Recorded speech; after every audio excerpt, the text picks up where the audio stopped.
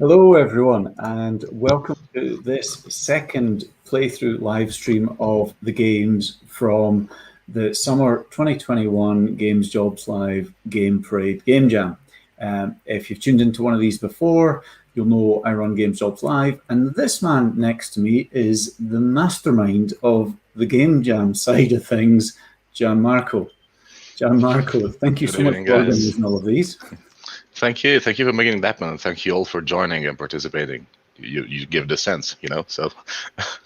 Absolutely, yeah. And how's this is our third jam now. How's this one been? It's been pretty massive. I think it's the biggest ever. Even in terms of judges and variety of studios that joined our parade, and even in terms of projects, we had a bump. Even having only 40 participants more than the second year, that was the fall 2020, sorry.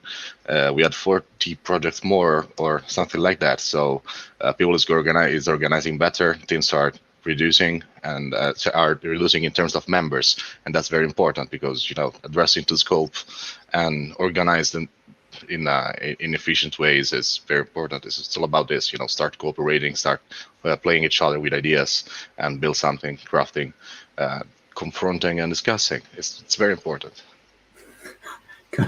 Confronting and disgusting. Yeah, that's the best piece. Yeah, you put your gloves on, 4 in a room, one knife on the floor. Some plenty of games to make you sit up and take notice. And yeah, I mean, the thing you pointed out was, I mean, in the past, we've always had amazing games, and that's no exception this time. But yeah, this time we've got amazing games, but the team sizes seem to be smaller. There's been more solo developers, there's been more smaller teams, and there's no restriction on that. But it's just interesting to see the shift. So we'll just give you a little bit of background if you've not tuned into one of these before, and then just crack on. Gianmarco, remind us what the theme was this time. If I get it right, it was it was one-time use, correct? It was one-time use. And then just as a quick reminder, we've got a whole bunch of industry judges right now still judging away. They've got until the end of the week. So judges from amazing companies that you see on here, the likes of Mediatonic and Unity and Avalanche and 11 and Codemasters. I mean, these are companies I've grown up with, in some cases. Fantastic to have them supply people that are spending time to play the games. Some of them will supply feedback. We'll pass all that feedback on to the teams as well. So great to have them involved. As a quick reminder about Games Jobs Live, the whole point of Games Jobs Live is to help people get into the games industry. So if you're not already involved, get along to Games Jobs Live. Gamesjobs.live, the website, www.gamesjobs.live, and you'll find a whole bunch of resources there. Our upcoming events. Tomorrow we have an event just about remote jobs. So if you're looking for a job that you can do from anywhere in the world, you want to tune in tomorrow. If you go to our website, it will be the very top event listed on the page. So feel free to register. It's free. Come along to that. I think we've got 5 different companies presenting their opportunities tomorrow, so check that out. But we've also got job reports about the job situation in the UK. We've got data on all the different areas in the UK, all our other upcoming events. We've got an Unreal event in 2 weeks' time. 2 weeks tomorrow, there's an Unreal event, so feel free to register for that as well. And we have our next jam date picked already. So this is hosted on Itch again. Yes, we love nightmares. So if you're a sucker for punishment like us, feel free to sign up to the next one. The more people can get signed up earlier. Even if you wanted to punish us more, so absolutely make our lives more complicated. The more people sign up earlier, the easier it is to get momentum to get other people to sign up. So rather than give the big long itch link, just go to jam.gamesjobs.live and that'll take you straight there. And then this coming Sunday, all our judges' votes will be in, and we will have an awards live stream. So that will be this Sunday, the 1st of August at 7 p.m. So tune in. We'll find out the winners. We have no idea yet. We need to wait and see what the judges are saying, but we're super excited. We can't wait to see who's won. So join us Sunday, 7 p.m, but we'll send out another message with a link near the time to remind everyone.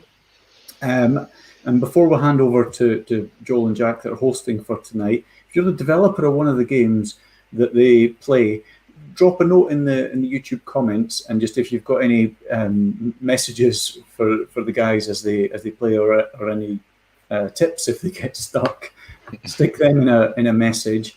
You'll need to be quick because there is a broadcast delay, but stick them in a message, and we can bring them up on screen and pass them along.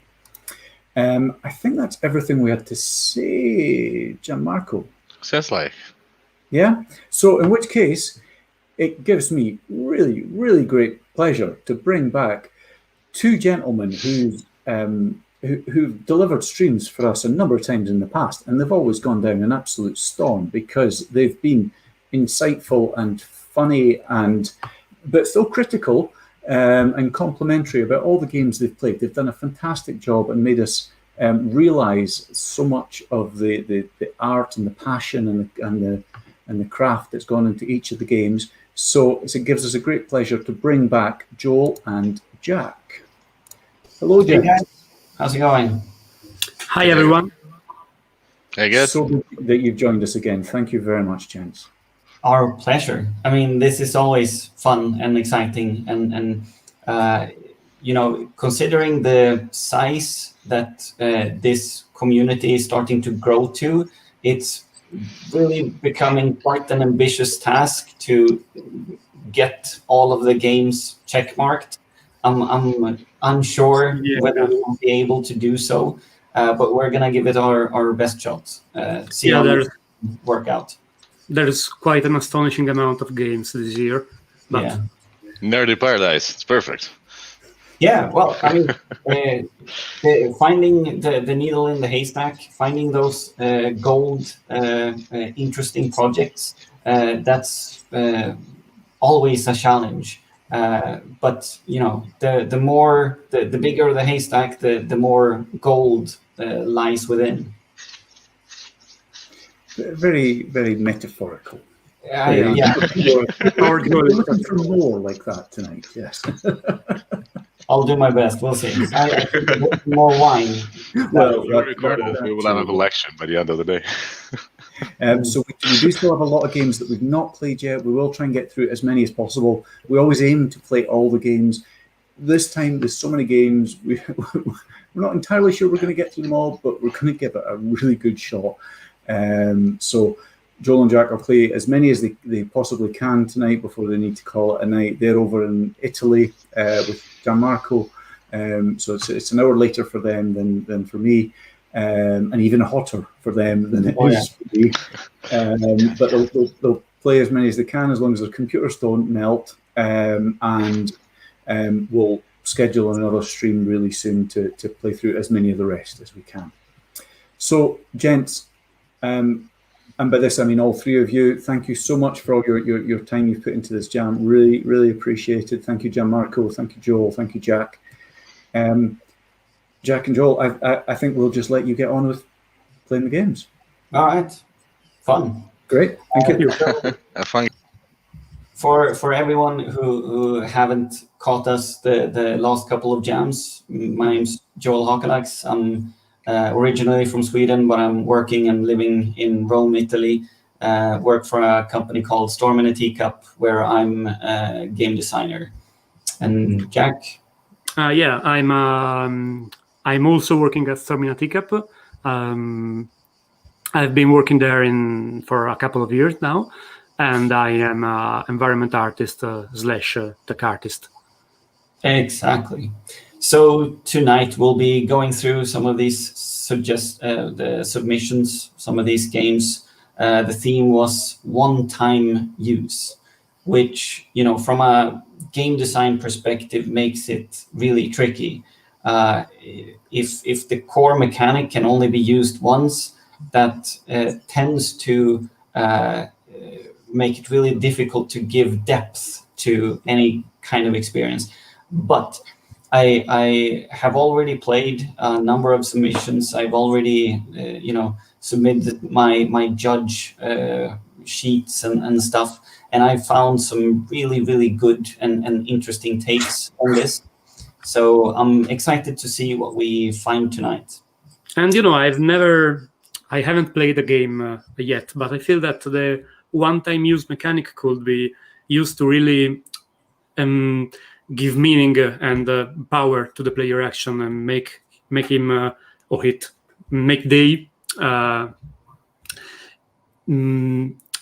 make the decisions they have to make with an extra layer of intention and exactly. Planning. So exactly. The importance of that input becomes crucial. And I think I'll start. So if we can get my screen on, then off we go to the races. As we were talking about just a few seconds before, that one-time use is, I will confess, I have already tried this one once, so I'm cheating a little bit as we start playing it. However, in this particular submission, that one-time use is quite crucial when it comes to playing this particular game. So in Lone Ember, you have one key press per command, and once you use it, it's burnt, it's gone. So you really need to pay attention. You can't just button spam and hope to work it out later. You're gonna have to. That's basically what I was talking about before. You have to really commit to every action you make. So let me show you exactly what I was referring to here. I am this Lone Ember, and I have a set of inputs, but I can only use an input once. So as I go to the right, for example, if I release that button, I'm now done. I can't move to the right anymore. So I'm going to have to reset this thing in order for me to have any chance of completing it. So this is a perfect example of the type of themes that we can expect many of the games to follow. Oh, so you can jump while keeping the right arrow pressed, and then he jumps to the right and doesn't override the command, and you can, Exactly. And I got a little bit cocky here, so I just released it as I got to the fire, but it appears that I released it a frame too early, so now I have to redo it. So yeah, there we go. Full screen. That might be a good idea. Yeah. All right. And once again, I'm a lazy gamer, so I released it a bit too early. Just keep it pressed. Come on. There we go. Okay. So you have to keep the right pressed and then press the up arrow. Exactly, because if I release it, did I? Did you? No. Okay, there we go.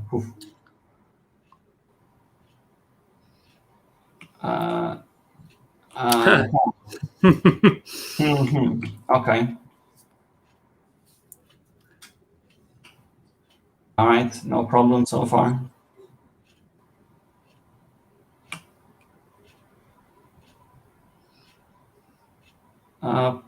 Okay, that's max, and then release. Yes. Okay. And here's where, the gamer instinct kicks in. I have a new scenario in front of me, so I release and study, and I press the button again to start moving again. And you can. That's not gonna fly. Yeah. It's a one-time use thing. So let's see if I. It's a trap. Oh no, too late. Oh. Too early. Yeah. So I need to simply time this right. Let's see if this works. No, that was wrong. Yeah, that's wrong. Here we go. Oh, and I need to do it. Yeah, that's not good. There we go. Yeah. Success. Good job.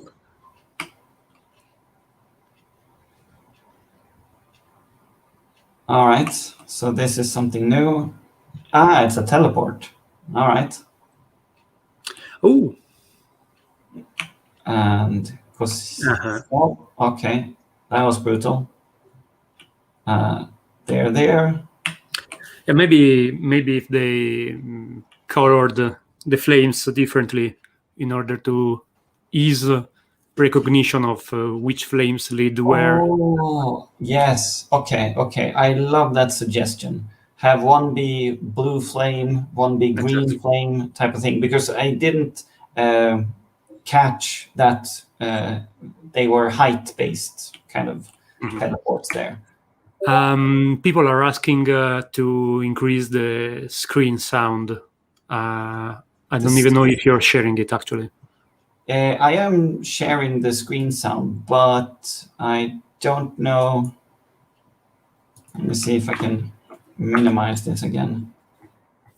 Ah, no, I'm not. I had it on mute. Oh, that's terrible. Oh, well. No, this... Oh, no. No. Okay. Well, really good tutorial in the sense that there's nothing too demanding and challenging in the beginning. I get to spend my time trying to understand the concept of one-time press things. The only thing is that at this point, on level 4 or whatever, I am well aware and well versed in how this works. So at this point, we can already start accelerating the difficulty of it. And there I released it too early. Oh well.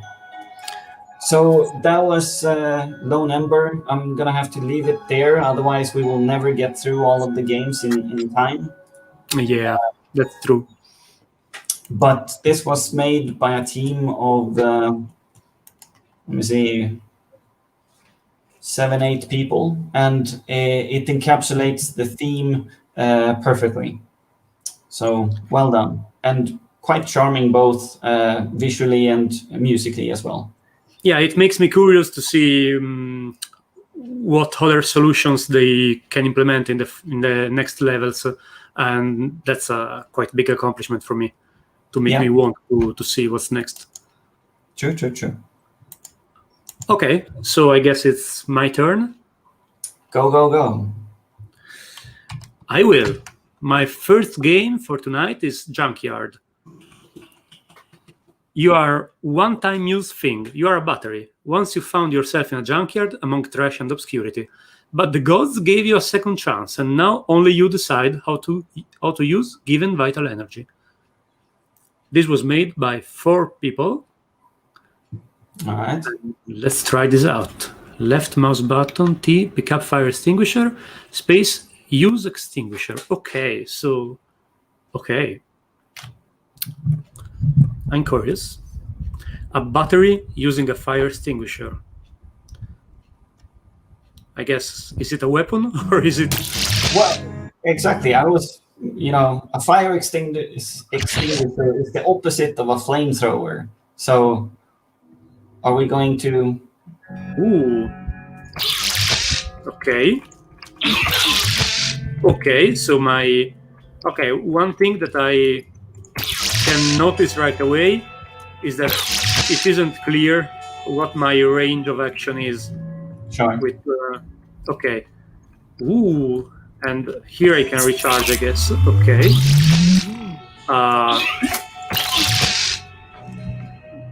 They didn't seem to be attacking me. Let me try. Mm-hmm. Oh yeah, they do one attack that sucks a bit of my energy out, and then they just stop and wait for me to run away. Okay. Okay. Let me try again. Okay, so it seems that my attack has quite a large radius around me. Yeah. Even though again it's not exactly clear how large. Okay, so for example, now the faraway enemy didn't suffer from my attack. No. So I guess optimal strategy there would be to kind of clump them all together, kite them for a bit, and then Exactly. What is this? Okay, I'm not using that fire extinguisher because I guess I'm gonna have to use it in order to advance in the level and not as a weapon against this naughty girl. Okay, the fire extinguisher, and I can use it here or I can use it down here, and Alright. I don't see any enemy down here, so I'm gonna use it here. Here we got the Dead Space arm in a junkyard. Okay. Nice. Okay. Alright. I can even try to avoid this thing here. I don't really care. Oh no, I'm stuck. Okay. So the recharge takes a while, so I need to be safe. Yeah. And far away from any enemy or I will die. Okay. Okay, so this is basically a game where your ammo and your life have the same thing, and you kind of have a single use for your energy, even though you can recharge it, so one might say that that's not strictly true, but I think that it still adheres to the concept. Sure. Okay. Ah! I really like that these are way more challenging, simply because they don't follow you. Actually, they run away, so it's very hard to get close to them. Yeah, you can't be very effective with your... I don't think that I have enough energy to take them both down, so I might just... okay, I'm luring just one of them. No! Okay. Oh, you have like 1 health point there. Yeah, I did. Okay. Now it's a piece of cake.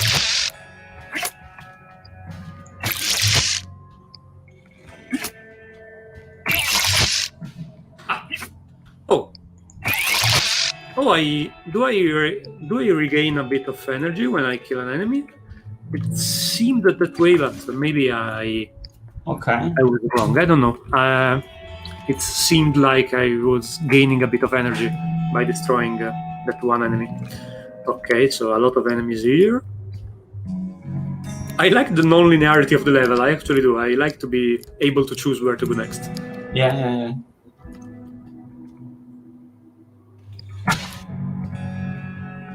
Ah! Oh no. Okay. Oh my god. Oh, you're so close too. And I can't do anything because I don't have enough fire extinguisher to take another route and search for a recharge, you know? Can you just YOLO and run for it? I'll try to run through these bad fellows.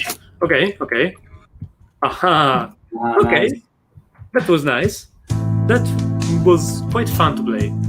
I'm impressed that not only do we have multiple enemies, but their AI is specific. You know? Unique. Yeah. They aren't vertical changes. They are horizontal differentiation.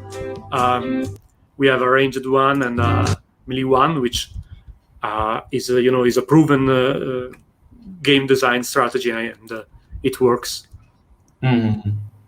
All right, good. What was that one called again?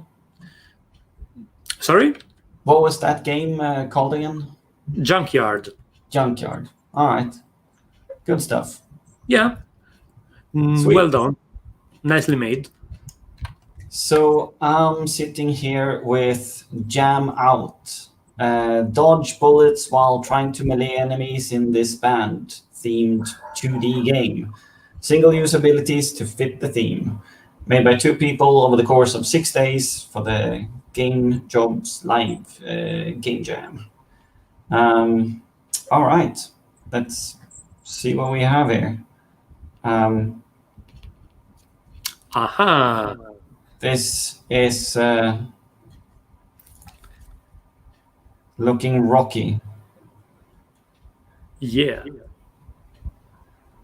All right, What's, single-use abilities. I'm curious to see what those kind of abilities are. I hope that we have, I mean, using your fire extinguisher as a one-time use, as well as the kind of battery discharge type thing was elegant. Let's see what we have here. Use spacebar for an unlimited use melee attack. Press Q to activate a once per level special ability. All right. Each character has their own special ability. Once a character dies, you move on to the next, and once all die, the game is over. Neat. Cool.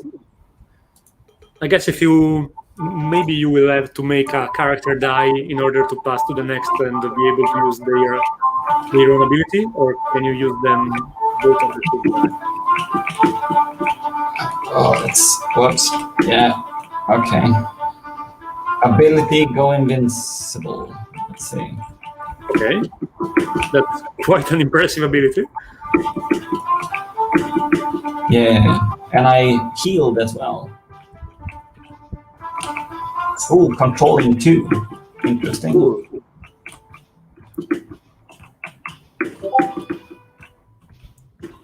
So sorry, was duplicating your ability, or was that a baseline? That was a baseline. I didn't press Q as far as I could tell anyway. I wonder about these. These are like level blockers of some kind, but I can destroy them. Mm-hmm. Or maybe they're just to add some flavor, some level interactivity. Okay, this special ability was I can freeze time apparently.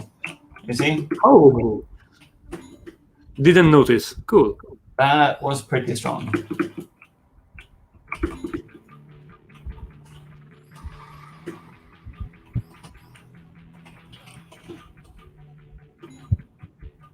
All right. Oops. So you keep being the same character. So at the beginning, you were shuffling through characters, but that was just a tutorial, right? It seems like it. Just to get a feel for what they could do.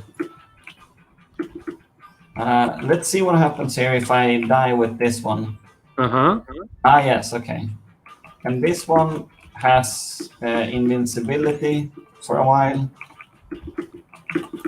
But since I can use my special abilities once every level, I don't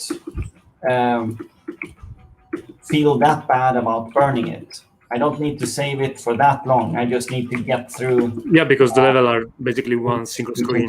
Yeah. Okay, And try to figure out what this little guy does. Oh, what was that? I have no idea. Great. But a big blue circle came up, so let's see. Ah, okay. Wow. It deals a lot of damage. Mm-hmm. So as long as I can... yeah. Ooh. Ah, okay. All right. I mean, that's really solid. I could cycle through multiple characters, each have their own special ability. That was pretty solid. I wish And yeah, a nice style. these level obstacles here that help kind of define the map. Yeah. I wish that they would drop something, whether it be health or I don't know, like a dynamite that would deal damage. I mean, those would have surely been, methods to add a bit of complexity and depth, and even differentiation between the levels. You could have had a screen with, as you say, explosive barrels, another one that gave you health, something like that. But still, it's pretty. It seems to be pretty funny and functional. It is. Yeah. And what was I was going to say something smart, but I lost my train of thought. No. The fact that I'm still running through this is a testament to that the core loop works.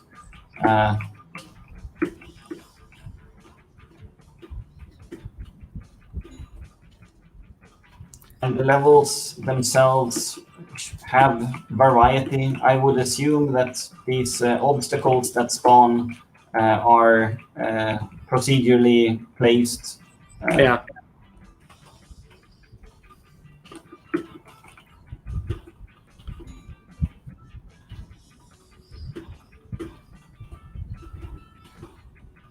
All right.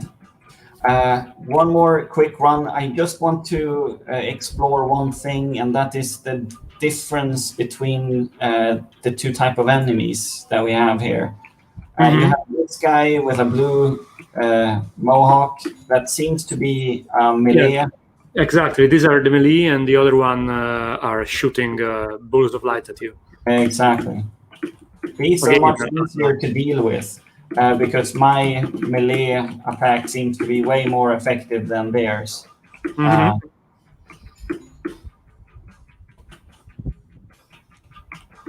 While these ranged ones are the ones that, at least in the runs that I've gone through previously, were the ones that actually killed me. Yeah. Well, I don't understand just from seeing the video if your melee attack is directional or if it has a 360 radius around you.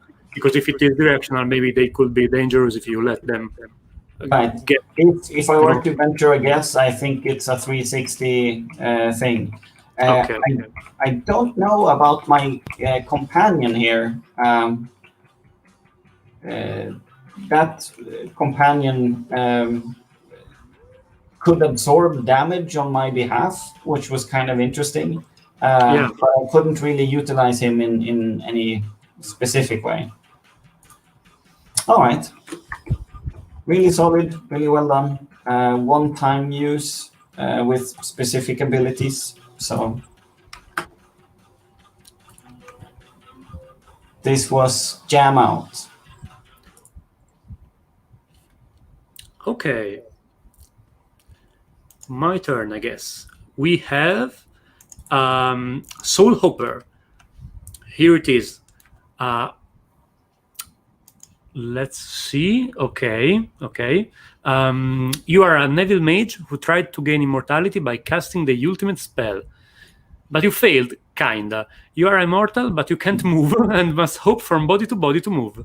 Yeah, that's kind of a failure.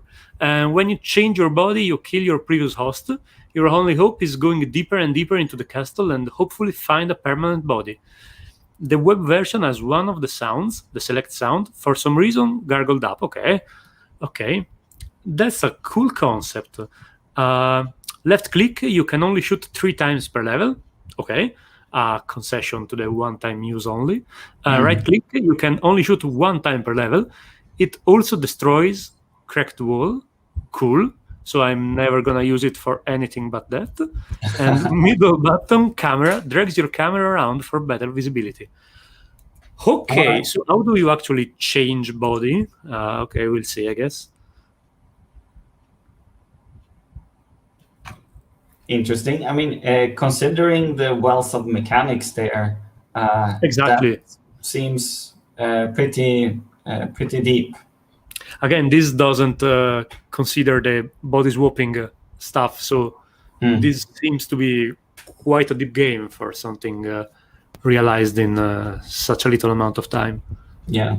Oh, I'm sorry. I didn't think it was gonna take so long to load. Sorry, guys. No worries. We'll just wait. We have time. Yeah. How many people were working on this one? And it isn't here. Let me try to reach for the other page. Let me see here. One guy. Okay. All right. Okay. Kudos to you. Yeah, exactly. Because what we saw this time around in this game jam was that not only do we have much more submissions, but a lot more single dev examples. So cool. Yeah, because there's something supremely rewarding about being able to tie everything together yourself. And it's one of those skills that is highly sought after. It really showcases that you have an understanding not only about the theory of making a game yourself, but also the execution part, getting everything on screen and working. And it's both an incredible set of skill and an incredible feeling when you achieve something like that. And play team is amazing. They're both amazing feelings, just different. Okay, in memory of Laura, she died due to suicide the last day of the jam. Oh my god. Okay. Okay, we have a second timer, so this is also a time challenge.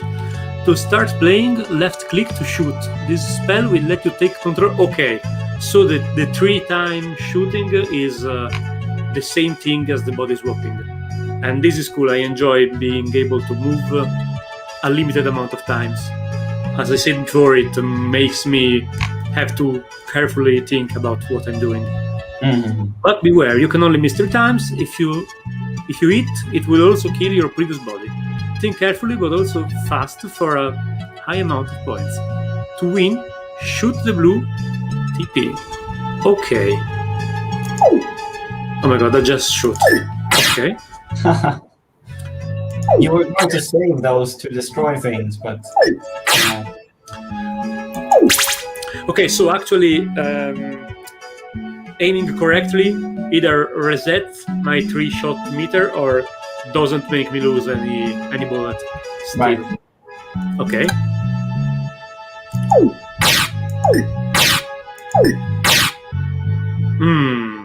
Okay. Can I make it? Okay. Oh no. Okay, no, it doesn't reset anything. Okay, my body's died, of course. Okay, cool. How am I gonna do this? Okay, so, I can't shoot that one. Okay, interesting. Okay, but how am I gonna...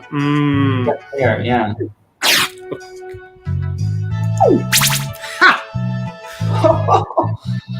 Okay. That was really cool. Clever. Nice with block your shoot. Be sneaky and shoot them in the back. Okay. I'm gonna guess that we have a body up here. Yes. Mm-hmm.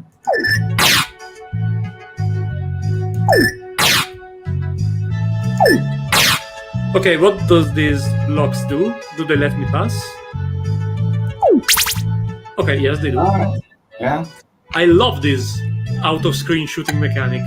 Yeah. In other game, it could feel like a bug or a oddly talked mechanic, but it's clearly intentional and it rewards spatial memory and the fact that you can see some of the characters while inhabiting other characters. So as long as you have, a good spatial awareness, exactly. It's not that you're shooting into the blue. You're shooting at something that you saw in a previous instance. Nice. Okay, yeah. This is a wall. I can shoot through it. I wish there was a way to, make this smaller Yeah. to be able to see this guy here. Yeah.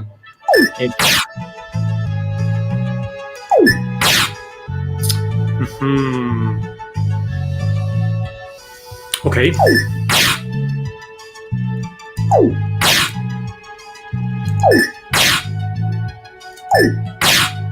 Some really good music too. Okay, for now this is really cool, but apart from the first level, I'm not really feeling like I am solving a puzzle.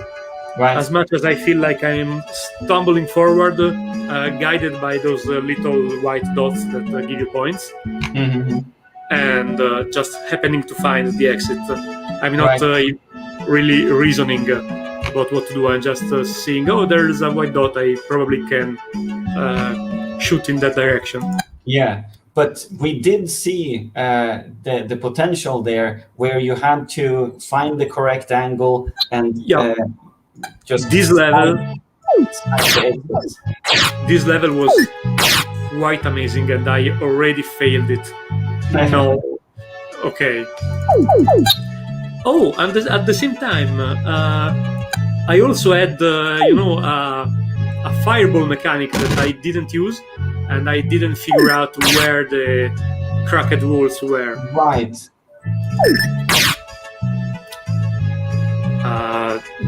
Did I get here before? I don't recognize it, no. Yeah, me neither. Okay.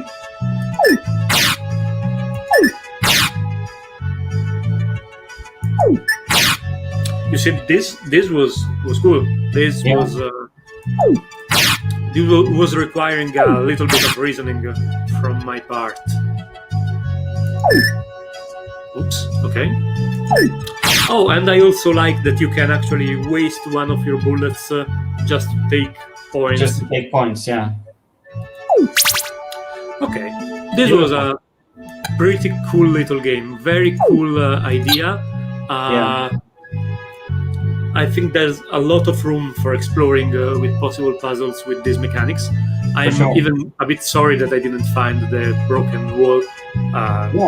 And indeed, because once you add that layer onto it, all kinds of potential puzzles open up. When you have something that's destructible and all of a sudden a pathway that was blocked before becomes open so that you can go exactly in a specific direction that was previously locked, that changes everything. But still, that was quite impressive. Love the music, love the art. As you say, the UI bit that was in your top left should definitely be like a bar or something. That aspect was a little bit unpolished, but it didn't make it impossible to play the game or anything like that. Exactly. And it doesn't take anything away from the core mechanics there. We were reading it thinking that was a lot to squeeze in, but no, the execution is there. Lovely. Well done. Yeah. Very well done, especially from a solo developer. Thank you. Indeed. All right. So next up, I have Cube of Morten. Hey you, this cute Unity default cube went to look around and now it got lost. It desperately needs help to get back to his safe space. That bright yellow cube, will you be the one who help it? Take your time and don't let it down. All right. Every time you make a move, a key is changed. It can be quite confusing. Indeed, I guess. All right. You want to take it easy and not stretch out your mind so much? Try switching to easy mode in main menu. All right. One-time use. Let's see. All right. Cube of Morten. We should really learn to click the load screen first and then read descriptions. I'm really curious about this. Every time you make a move, a key is changed. Now, what will that entail? Smooth main menu too. Love the presentation. Already, Yeah. I love the presentation. Small detail, but I appreciate it. Easy mode off. Well, we'll start off hard, and then I will probably cave. Just do it. Full screen it, my boy, please. If yes, sir. there's no full screen. No, I don't. Can Okay. I alt enter? No. Okay, sorry. No full screen then. Let's see. Do I have it here? No. Okay. M. Let's see. All right, and the amount of moves, right? H, N, B, S, P, Q. Okay. Okay. B, S, H. Oh. Just monkey brain said keep pressing the buttons that leads you down. No. F, and now we switch. V. Okay. Oh no. What's the matter? You have to do that quietly. They will. They took away the thing, so now I don't know which one is. Oh no! Yeah, WS. That's genius. But also, okay. No, that was the wrong one. Okay, that was a nice twist because I was way too reliant on the whole thing. So left, down, right. All right. That's the order. Okay. Up, left, down, right. Boom. Q, T. I love how it just fades away. It just caught me by surprise. Epsilon. No, wrong one. Remember, Joel. W, A, S, D. And you can do it. G. Yeah. B. All right. It's so subtle. The words just get away. I didn't even notice it at first when you were like, "Oh no!" I thought it was because you were approaching the sand cubes and you had to move quickly. Yeah.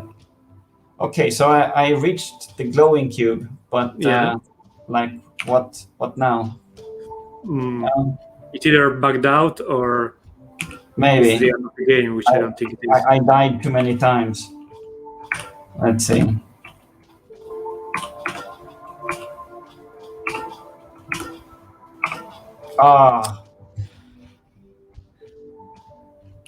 I think that I have it down and my own overconfidence. You can complete it only when you have no more moves left. You had 2 moves left when you reached so you need to go left and then right and okay. No, okay, you can still jump down. Right, down, right up. I'd say down, right up, sorry. Why is it so difficult to remember? Okay, so a twist here. How would you do this on a controller? That would be confusing even more so than WASD, where you would have to remap it on a actual controller device. I wonder if that would make it too counterintuitive, or if it would be okay. It might. WASD is inside of the community of gamers a very popular thing to say. Yeah. You remember WASD, so you can remember it and you can associate the position inside the phrase to the letters that appear there. But you don't have this kind of association with up, left, down, right. Indeed. I'm impressed that my mind still messes me up. I'm so pre-programmed to have my inputs the way that they usually are, that for whatever reason this spins me about. But I might have cracked it. There we go. Blue squares. Yeah, what are the blue squares? Are slippery. Interesting. All right. Oh, for some reason, this game reminds me of. There was this hot dog cooking puzzle game. Steven Sausage Roll. Yes. This one has part of that kind of navigation puzzle solving thing that you need to get done. I can see why, yeah.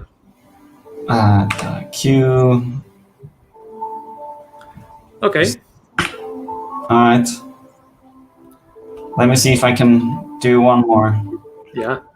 Yeah, I'm enjoying this. The presentation is... The presentation is great. Very The music is great. And the levels are quite ingenious too for now. Indeed. Do I want to go there? Yes, I definitely want to go there. And then... Did you? Okay, no, okay, yeah. Of course I didn't. Let me see. No, maybe you did, actually. Maybe I'm okay. One? Yes, you can do it. Right and then right. L, W, yeah. Sweet. Down, okay, G.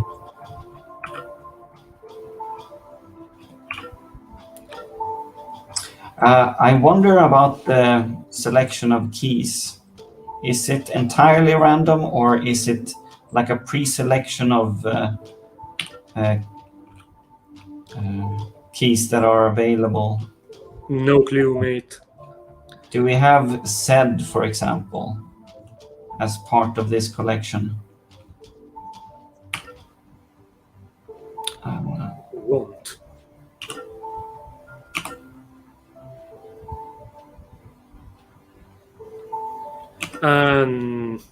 No.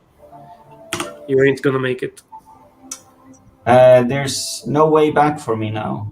No, you're absolutely right. No, it's just that the amount of moves you have isn't enough either. Indeed, I only have one. All right.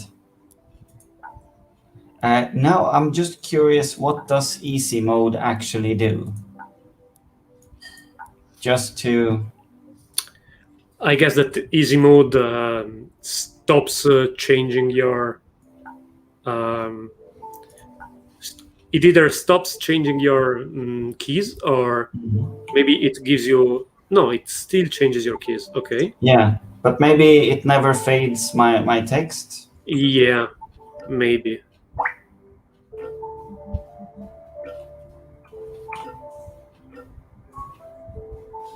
All right. This was the first time that the text were to fade, and Z is part of the button mapping, so I think we have the entire alphabet. H, F. Yeah, okay. So easy mode just keeps everything printed on the thing. Yeah, all right. That's the most elegant solution. Yeah. No, beautiful presentation, great puzzling. You can definitely do a lot with this.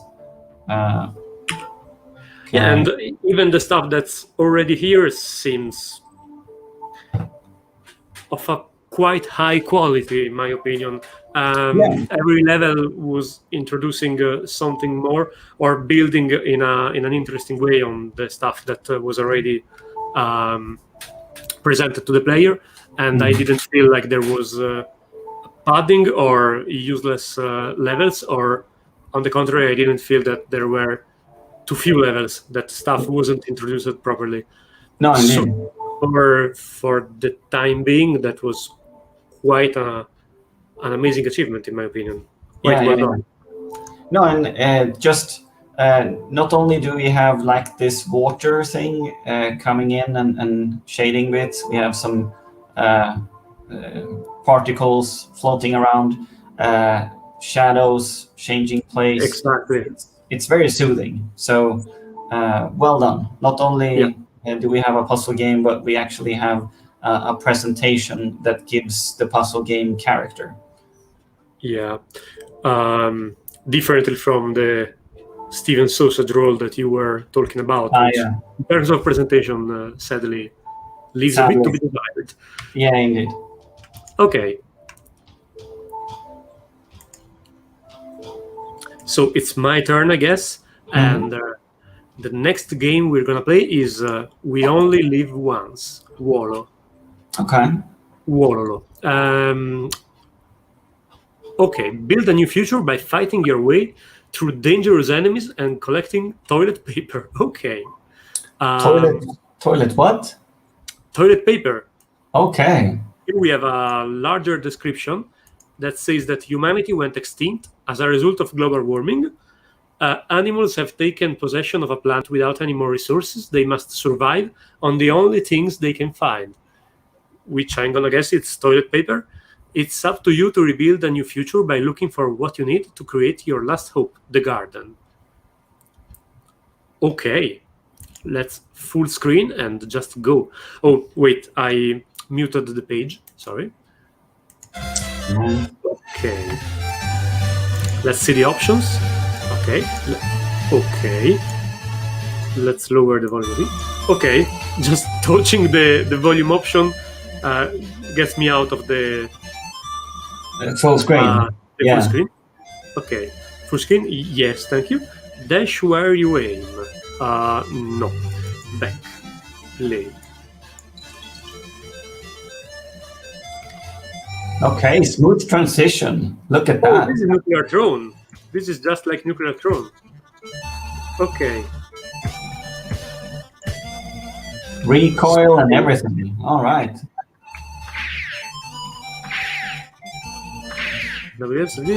Okay. Okay, these has quite a good feeling as for now.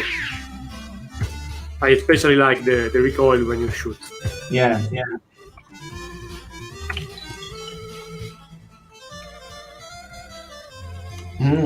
I mean, I'm getting nostalgic just looking at it. The quality of the pixel art, it's quite amazing for being a 1 week project.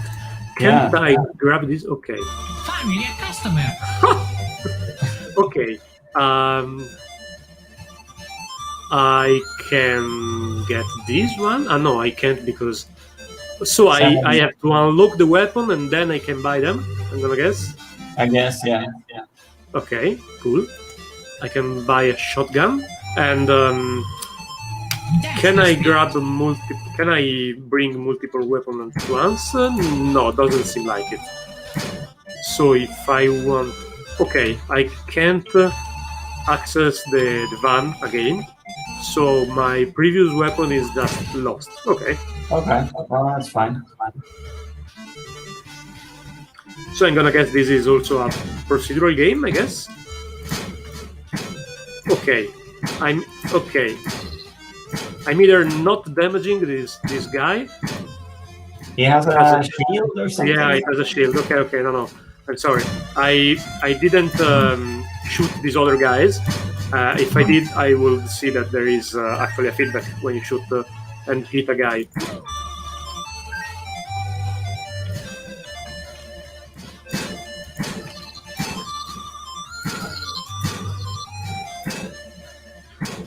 What was that? Okay. Looked like an armadillo or something. This is hard as fuck. What? Yeah. Sorry. What did you say? No, the thing that was rolling against you from the barrels looked like an armadillo or something. Yeah, a bug. Yeah. Your shotgun doesn't really go that far. No, it's really short range. And it doesn't deal as much damage as I would have liked it to. Ah! Okay. All right. Okay, I'm fine. I'm fine. No! Okay. Okay, it's so short-ranged that I can't explode these barrels without taking Taking damage. damage yourself. No, I actually can, but still I took damage before because I was too close. Yeah. I'm All right. gonna die really soon. Welcome. Well done, thank you. Okay, let's change weapon immediately. This is a flamethrower, this is a rocket launcher. This I don't have any clue what it is. Okay, so these aren't in power order, you know? These aren't based on the power of the weapon. Right. Otherwise, this will be the strongest. Sure. Maybe it's a joke, and it is, but I don't think it is. I'm gonna take this one. Malware gun. Okay. I would love if this That's actually the spirit. made the enemy friendly. If this was like a charming gun, All right. but Let's I don't see think it. what happens. Oh! Ah! Yeah, you don't have much health left. No. This is also pretty close Pretty range. short ranged. Yeah, I'm not sure what does the gun do, but I think that it might stun the enemies. Okay. Ah! Okay. You have Wow, 3% 3% health. health left. All right. Do you think- Okay.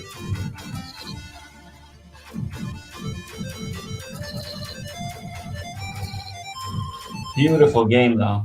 I Yeah, love the fact that you go to a taco shop and you trade toilet paper. That Yes. alone is like gold. We got a nice stream of stylish games. Okay, I'm not sure I want to do another game because it seems to be quite a long one, but why not? I'm enjoying it. Oh, you... Okay, no, you still... Try one more gun. Welcome. I can't for now. Okay. I will... What? I have to? Okay, then I will just take the revolver. Shopping is Okay. free. You bought it for 7 toilet paper rolls. Yeah. Hopefully this one is... Okay. That one has range. All right. Okay, but it seems to be very slow and weak. That's right. Not that weak. It still one-shots the rolling barrel once. Okay, but... Ah! At least I can, you know... Just... Okay.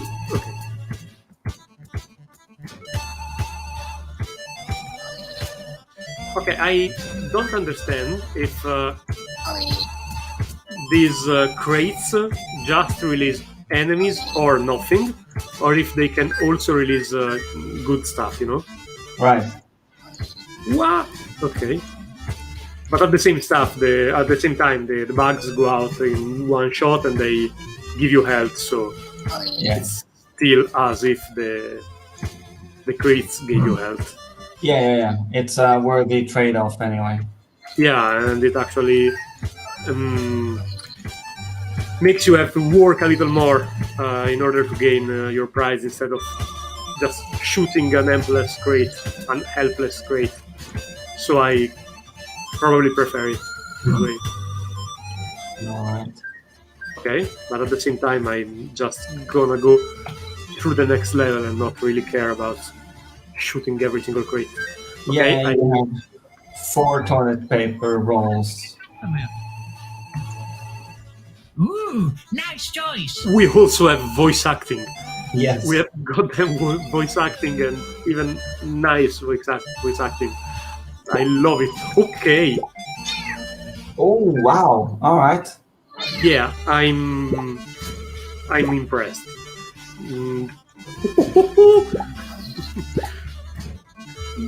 What are these guys doing? Do you think they damage me if I...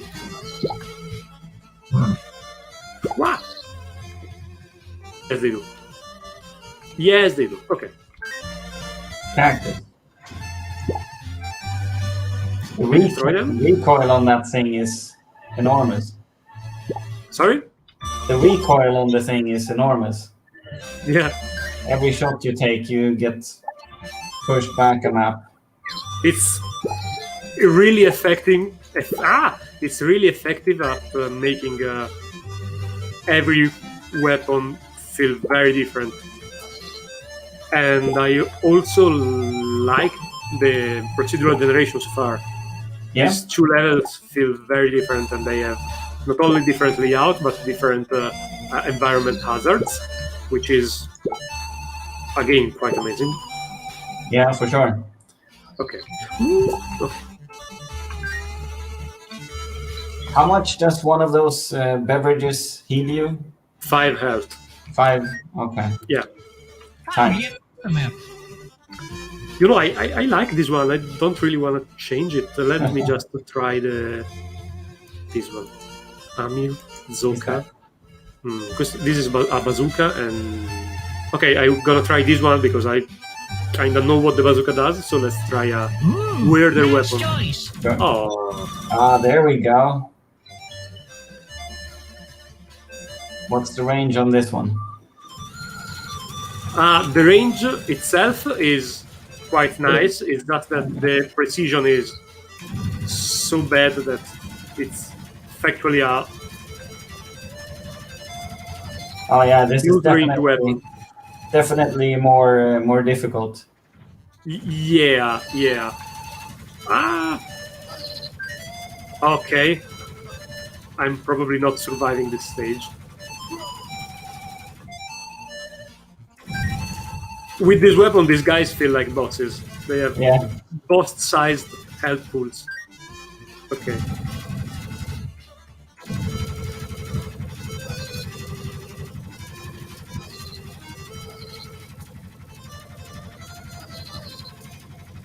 Yeah, you know, quality games like this make it really difficult for us to have any prayer of getting through all games on the list. I know, I'm sorry, this is taking a lot of time. Yeah, I swear, but- I'm really close to dying. You see? But Okay. it earned every second of it. From the pixel art to the music to the execution of the game mechanics.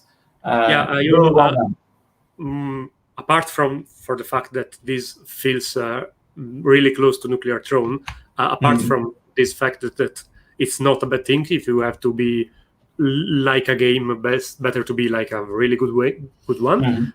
Apart from that, this feels like a finished game. You just need to add a bit more content, a bit more enemy variety, and this would be a finished game in terms of polish and feeling. Yeah. This feels like a proper release. So one question, the theme, one-time use. Yeah, you're right. The theme one-time use. You're really right. I was forgetting it. I'm gonna guess that you have only one use for every weapon, since the moment you buy another one, the last one is lost forever, and you can only buy one weapon at the store, one at a time, and then you have to go to the next to the next level in order to buy another weapon. But do you have to buy a new weapon at the store? Because if that was the thing, I could buy it. You do. You actually do have to buy one weapon, otherwise the passage is closed. You can see it in this GIF right now, which is quite low-res. You see, this is closed, and when you buy one weapon, this opens up and you can then proceed. So you have one stage for one weapon. One stage use. Yeah. All right. Excellent. Yeah. Really, really nice done. Beautiful. All right. So moving on from that, we have Beneath the Neon City. I had more information on this, but I pressed the button a little bit too early. So I'll say unmute. Let's go full screen.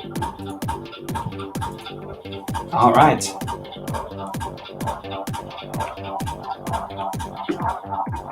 Ooh. Okay. Sorry. Sorry, Oji-san.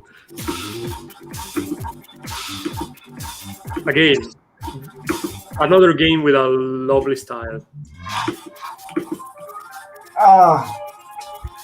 Close.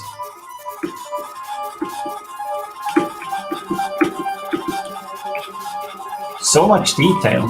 I mean, Yeah. that sprite over there. Does it deal contact damage? Hang on. Let me just lower the volume a Yeah. little bit on this thing. Yeah.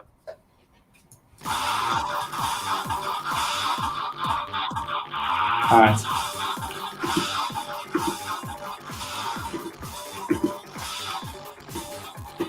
Oops. Difficult.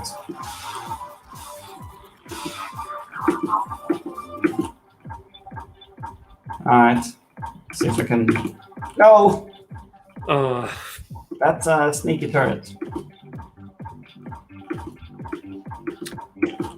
I missed my Okay, space. so you can't change the gravity while you're mid-jump or on air. No, exactly. I need to do it from platform to platform.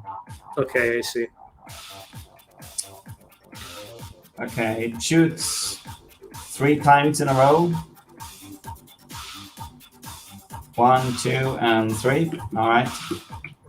And How are we gonna do it was like this big, and I managed to hit. All right. that? Sorry, what does the pickup that you take at the beginning do? I don't quite know. Maybe it's a weapon, and you can. Okay, yeah, you can actually shoot the robots. That is what it was, but it's a one-time use, so now I don't have it anymore. I need to pick up something else.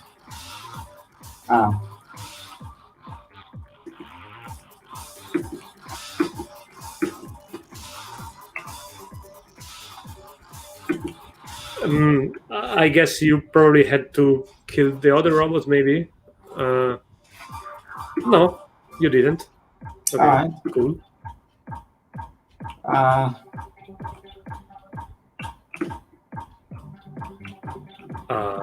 Crap. All right, let me see if I can work that out. Where am I supposed to go there?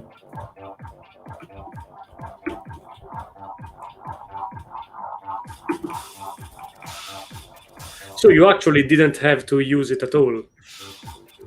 No. What if I follow this arrow? Okay. Something over there.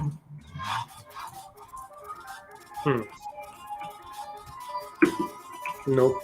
Oh, that was like I can reset the gravity mid-air with that blue thing. Oh, can you?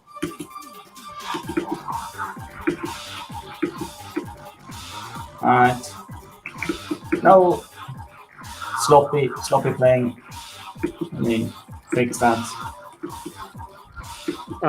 They're telling you that you should really read the how to play scene in the main menu.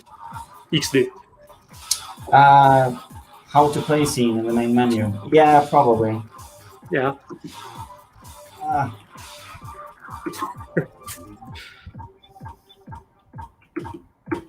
Alright.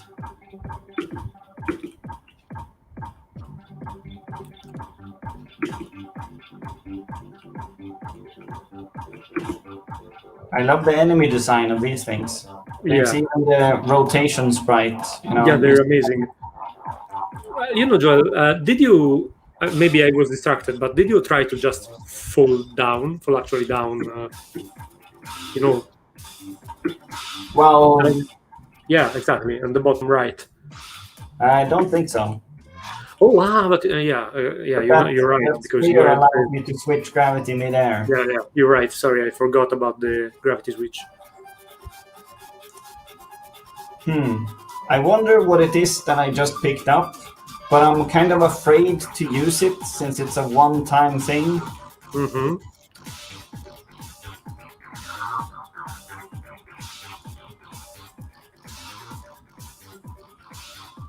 Yeah, there's no way I can get through all that. So. Oh.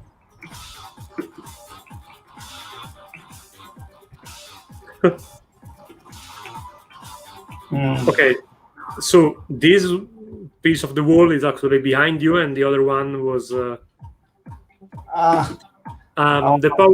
power up you just took, the green and the blue one, would have allowed you to shift the enemy gravity. Okay.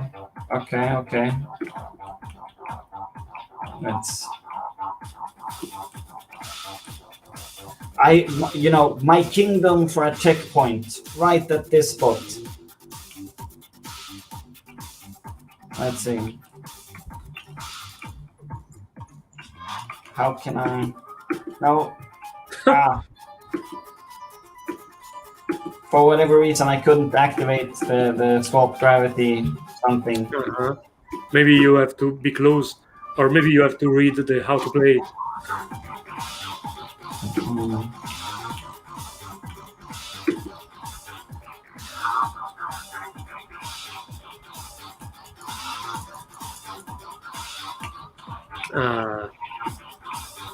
Maybe it only works with the moving enemies, because these one are fixed at the floor. Maybe.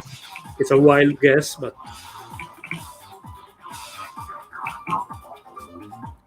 I can't get in there anyway.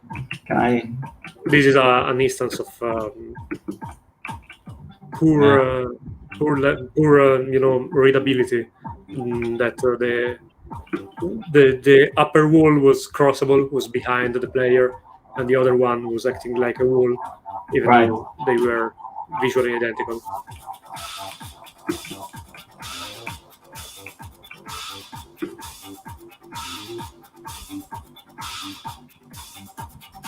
So I can enter here, but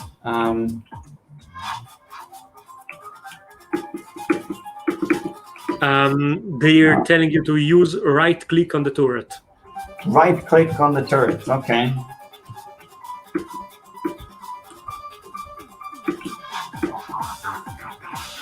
Thank you very much, by the way. We probably wouldn't have figured it out.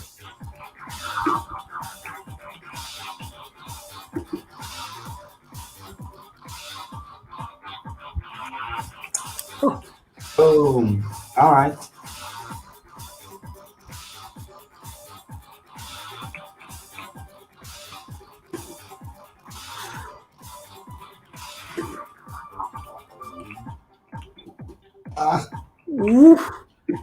That was luck.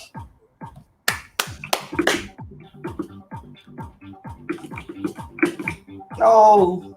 You know what would really benefit this game? A checkpoint system. A checkpoint system would have been gold, because this is really addictive. You're always like this close from continuing. You make a mistake, and that just one more try. That addiction is definitely there, especially when you have such a beautiful and interesting world and art style. Yeah. So this had a really cool mixture of engaging visuals and very good level design and mechanic design. I like that most of the stuff you do is gravity related, except from the standard bullet that you have. I like that the pickups are all gravity related. I had everything, but I got cocky. And you have a quite simple set of rules. That is, you can change gravity, and there are 2 types of enemies. But the time that you arrived the farthest, it was starting to build up some pretty challenging challenges. Some pretty hard stuff. It was throwing at you weird combination of enemy. This one in particular I really like, and I really like the fact that you can actually fix your mistake if you fuck it up, if you fuck it up, if you fuck it up quite bad, you were in the last attempt able to fix the fact that you miscalculated, basically. Exactly. And the level design and the timing of these things is quite exquisite. So it's really satisfying to get through it because the margins of error are quite tight. But no, really, really nice. Beneath the Neon City. Yeah, very good. Very nice.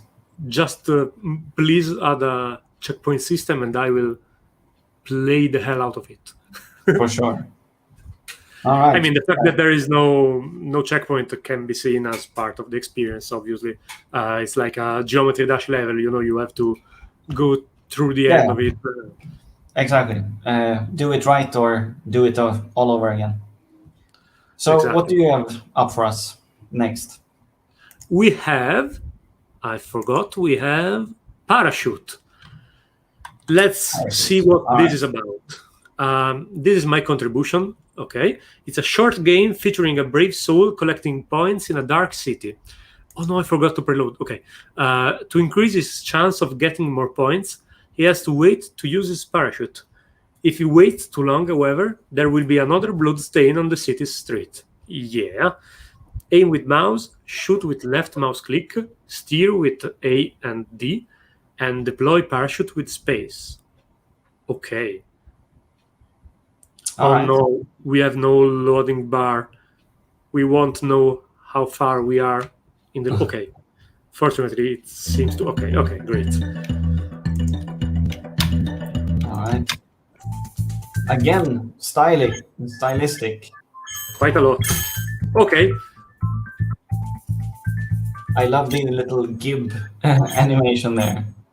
Yeah.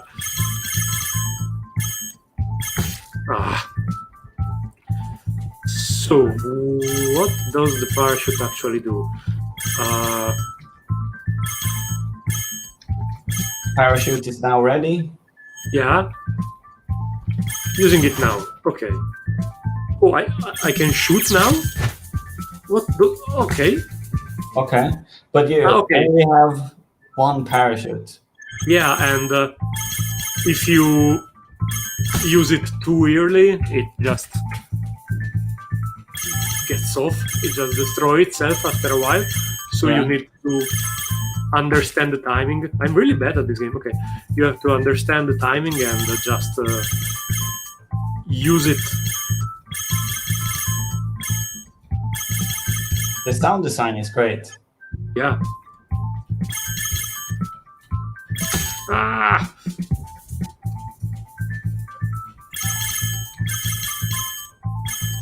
I really want to get to the end of this. Yeah, but I mean, this is the trade-off. When you're greedy, you're also dangerous. Yeah, indeed. So you... What? Okay. All right. Score. 824. Okay, so basically, if you open your parachute, you can shoot at the blocky arrows, these ones, and actually get more points, it seems. Okay. But in a while, my parachute will destroy itself, and I will... Or will it? Okay, no, maybe it won't. I see. I hit my parachute with the... Right, and it burns up. Oh, I love this. Okay, it makes it easier since you are going slower, but it makes it harder because your hitbox is huge now. Yeah, you have to be really detailed. Wow. Okay. Nice. Okay. And you turn really slowly. Okay, last try, and then I will pass the ball to you. And I bet,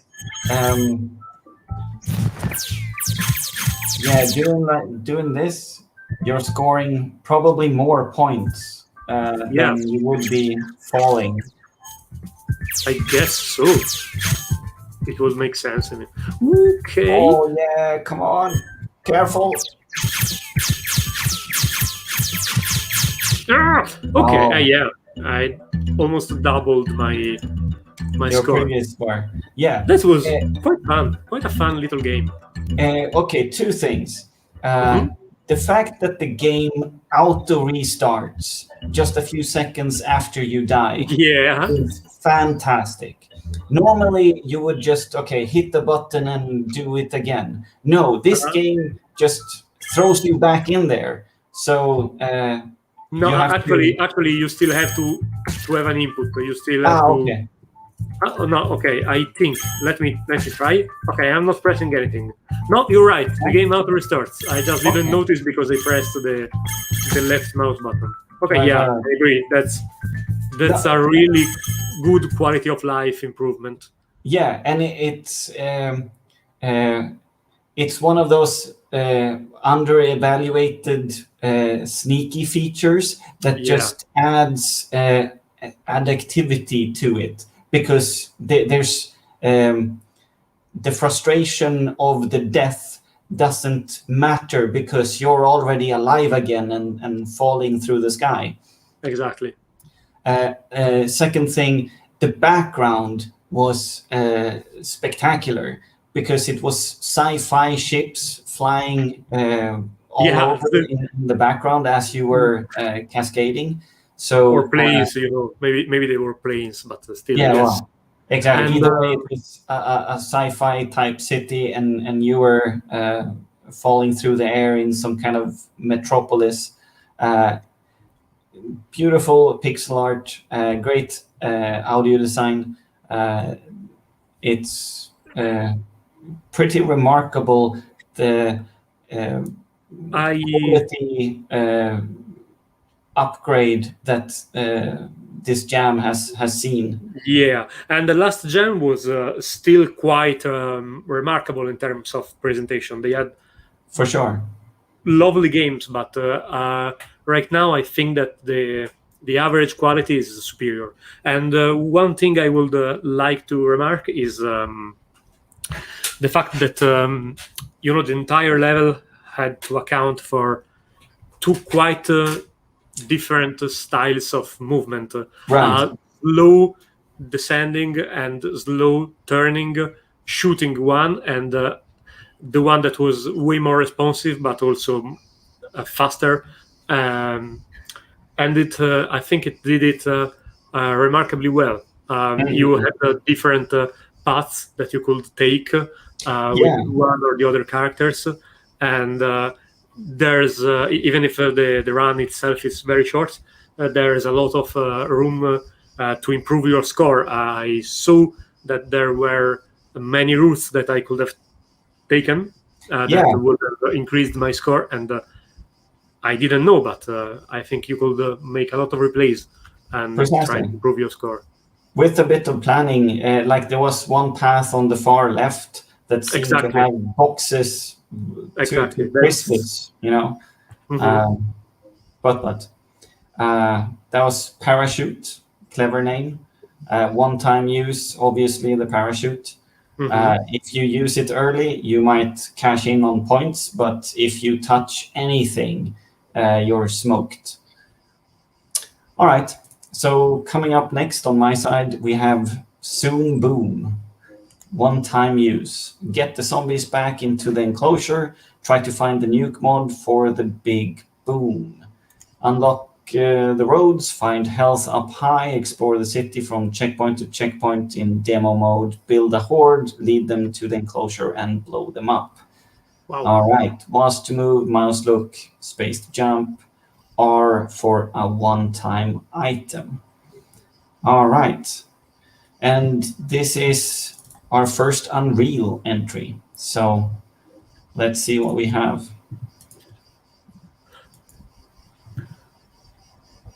So you already have a timer even before you started the actual game. I'm guessing this is a load. I'm not entirely sure. View distance. Well, just the fact that we actually have options. Yeah. Is more than what we usually get. Wow. Okay. Boom. All right. This looks like some sort of 3D object ripped out from Google Earth or something like that. I think they took the photogrammetry or something of some real world area.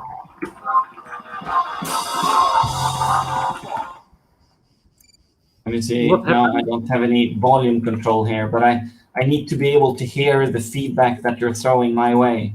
Oh, I'm sorry. Let me see. No, it's just the game volume is a wee bit high. There we go. Okay, I was just saying that this reminds me of Google Earth, and that they probably they captured some 3D object from Google Maps or Google Earth. I think I might be wrong. So I'm running around with a boombox trying to attract zombies. Yeah, so you're a live person that is trying to help the horde, or are you trying to lure them into the nuke? Oh, look at those cars. I mean, I'm not understanding what your story objective is. Are you trying to help the horde by getting it inside of the nuke facility, or are you trying to destroy them? I think I'm supposed to attract them and then destroy them. Okay. By nuking something.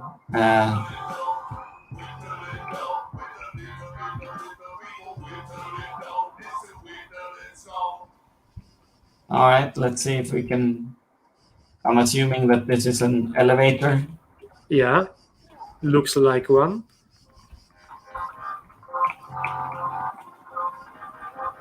All right. Yeah.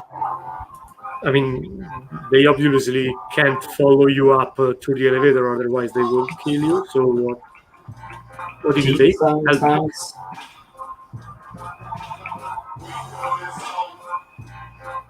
Okay, but I do have like a nice collection of fans down below.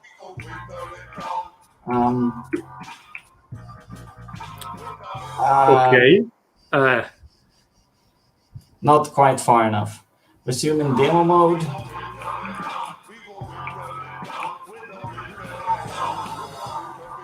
Alright.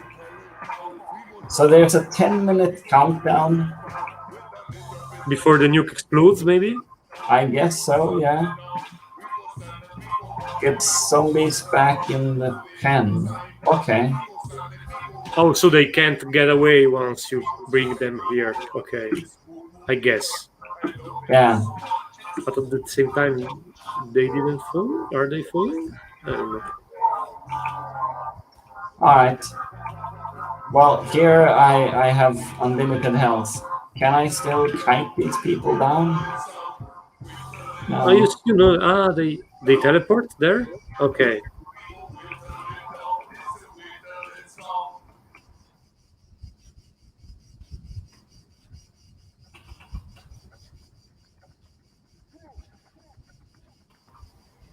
Oh, I did have a health bar. It just didn't. You did. All right. And you can see up there that you have one use-only nuclear weapon. All right.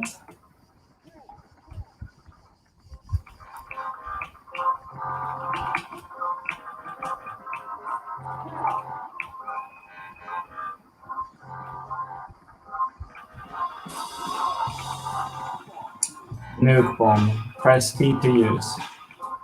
Okay. Let's do it. Let's see. No. For whatever reason, I thought I was Spider-Man and I could make that jump in order to destroy them all. It happens. As long as it doesn't happen in real life, you're gonna be fine. Yeah. All right, let's connect the nuke and see something burn.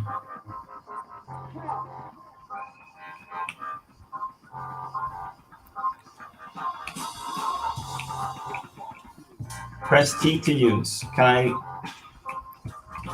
do it here? Yeah.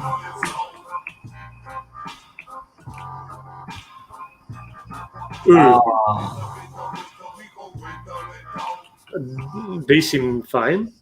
Exactly. I saw the explosion, but they didn't give a shit. Okay, so what did you lost the game because you didn't nuke the boombox? You just nuked a street? It appears that way. Okay. I mean, I thought that I got a decent hit in, but zombies are zombies, so you know they'll eat my brain regardless if I detonate a nuke in mid-town or not. All right. Nice to see stuff being made in Unreal as well. So Yeah.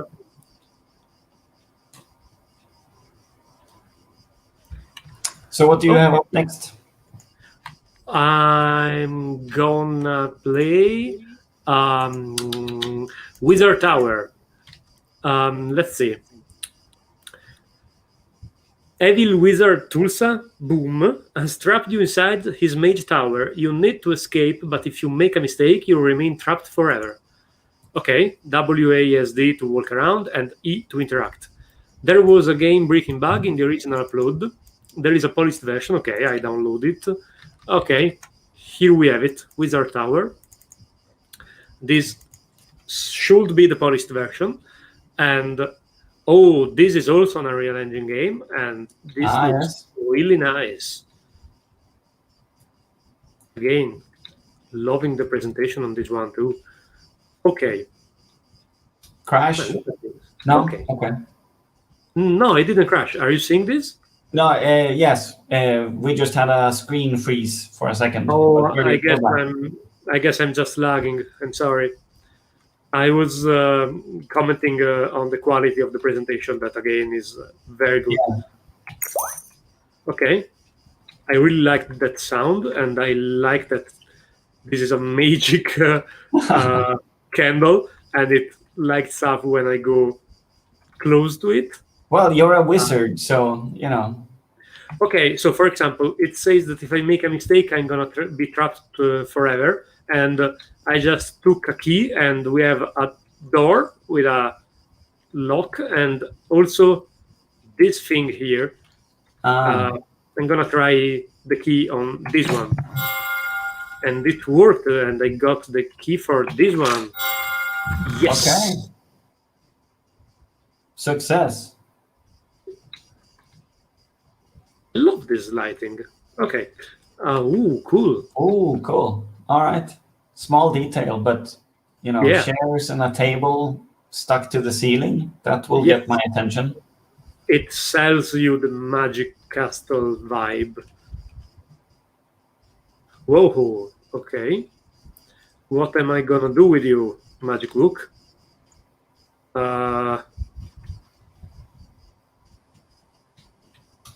I'm gonna try and interact with the book. We'll see how it goes. There are spheres with various runes, and this one is broken. Mm-hmm. I don't know. Let's just try and interact with this. Oh. No. Confirm? No, I don't confirm. No. Please, no. Okay. No. And reset. Okay. Okay, but I do recognize those symbols, though. We saw them on a... definitely. Yeah, they are, but at the same time, there was no button to say, no, I'm not sure yet. Let me go back and try another stuff. Another thing. Yeah. Okay, so let's assume that the one in the top right page is this one. Or no, let's assume that. Okay, we gotta know the order in which we have to press those symbols. Yeah. And I don't know. Let me see. Do we just have to press all of them? or do we have to reorder them? No, yeah, we have to press all of them. Okay, and okay, this is gonna fail. And how do I know which Exactly. order? How do you swap them about? Because like the lightning thing, that one is positioned in the right corner there, top Yeah, right. I can't select and watch them because I can't interact with this one, so I don't have to move this one. I just have to select the symbols in the correct order. Okay. And I need to figure out which one is the correct order. And I have no clue. How am I supposed to deduce that? Yeah. Exactly.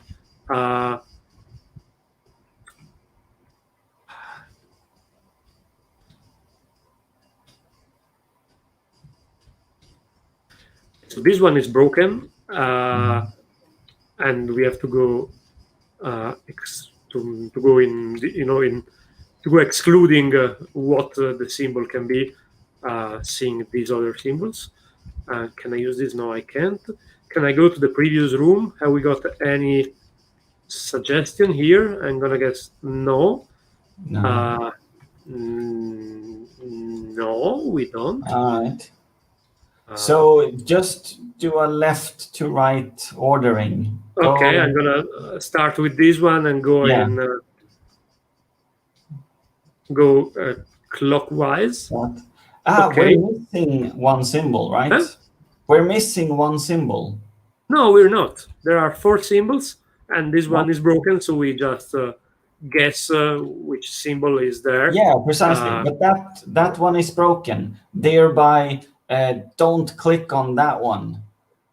Click on the other 3 symbols and leave that one. So it's not an order thing. It's just all these ones, but not. Okay, let's try that. Okay, Yeah. so we have a G symbol. We have this Something. thing. Q. Okay, G. This I'm gonna call another G. This is clearly a V or Okay. or an E. Okay, I'm gonna say that is a V. G, V, and this one. Okay. That's a snake. The snake, snake. Thank you. Great. G, V, and snake. Let's see. Snake. Let's select the snake. And let's just leave this one out and see. Yeah, exactly. No, it's wrong. It's an order thing. You have to select them in the right order. I thought that I had it. I felt like Sherlock Holmes. It made sense, but usually it is. From left to right. The room is flipped, though. We should have added a riddle.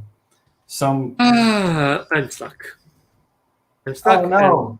I can't pause the game and press exit. I'm gonna close the game and open it again. Okay. Okay. So you read from left to right, but the room is flipped. Sorry, what? They wrote in the chat saying you read from left to right, but the room is flipped. Okay, you read from left to right, but the room is flipped. So I'm gonna use this one as the first one, second one, the lightning symbol is the third one, and this is the last one. I'm guessing so. Yeah. Okay. So snake, V, lightning bolt, and V. Okay. Let's see. Snake, V, lightning bolt, and G. All right. We did it. Thank you, chat. Oh yeah. Ooh, this is the red door. We have a brick, and I also tried to interact with it, and nothing happened. But maybe I wasn't in the right spot. Okay. So a brick and a window. That seems straightforward. Yeah, quite straightforward indeed. Exactly. So we finished the game, I'm gonna guess. Well done, thank you. All right. That was all chat merit, but still, thank you. I Yeah. really like the presentation in this one, and it closes by itself. It's like Undertale. Cool, very cool. Yeah, Like a lot it of had atmosphere for sure. You Yeah. felt like a wizard there for a moment. I like the idea of one single chance. I feel that it was to be developed in a longer title that would have been quite frustrating, but at the same time, in a shorter experience, it worked just fine. No, indeed, and especially considering that going through the motions is relatively expedient. So no big time sink there. Exactly. All right. So on my end, we have Confuse on. I don't know what to expect, but I'm here to find out. So, welcome to Confuse On. At the start of each level, you will have to choose what actions you can use. Click the ship on the top left of the screen. All right. Great. You've selected a ship. Now choose what action you wish to assign it from below, and press that key. Choose carefully. Only keys with corresponding ships can be pressed, and a fuse in the ship will blow once you let go. Right. Cool. So I want to program it with D. Right, great. You selected a ship. Now choose what action you wish to assign it from below and press that key. Can you choose your ship? Hit R to reset at any time. Press the start button to begin. Try to find more ships to expand your capabilities and escape. Remember, you can only use an action while you have an assigned ship, and each ship is only good for a single press. So you can assign only one chip in this specific starship? Yes, and once I use that ship, it has been consumed. So I need to chain the use multiple times. Okay. So that will complete. That worked because I programmed him correctly. Let's see. Now you have two. Okay, cool. Yes. And I have two doors there. And I'm gonna guess that you have to use, Yeah. So I need... left shift. Yeah. All right.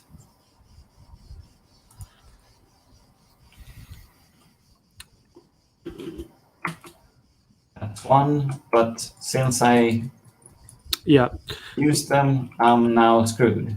So this works just like the first game you played. You have to keep the right arrow pressed, the D pressed, and keep left shift pressed? Yes. And I'm gonna have to spam shift so I can activate both. Can you spam it? Isn't that in the first time you press it? Good. Maybe you have to keep it pressed. I guess. Maybe it works. Yeah. Absolutely right. Have to keep it pressed. If I were to spam it, I would consume the ship and it would be spent. Exactly. All right. Here I'm definitely going to need a left. This. How are you gonna do that?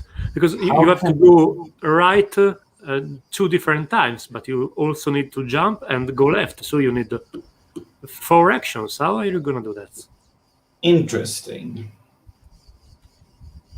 All right. So I have. How can I? Okay, I can. As long as I keep that one in, I'm okay. Okay. But I'm gonna need this third. Exactly. You have to be able to press the D button twice I guess. Yeah. You're stuck, aren't you? I'm stuck now. But okay, what maybe left overrides my right? So if I do this, yes, okay, and then I just release. Oh man! No, I didn't understand. What was the So answer? I hold in right. I start jumping. I keep holding jump and right while I click left.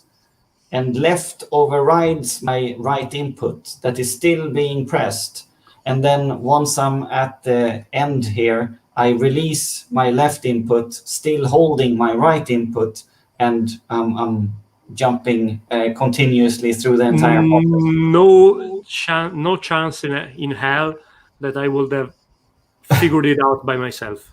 No Okay. way. Would have never understood it.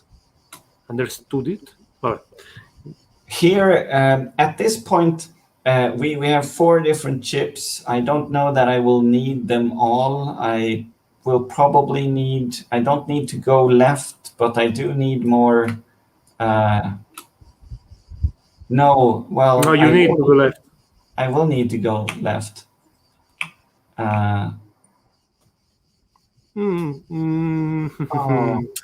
Oh, you can.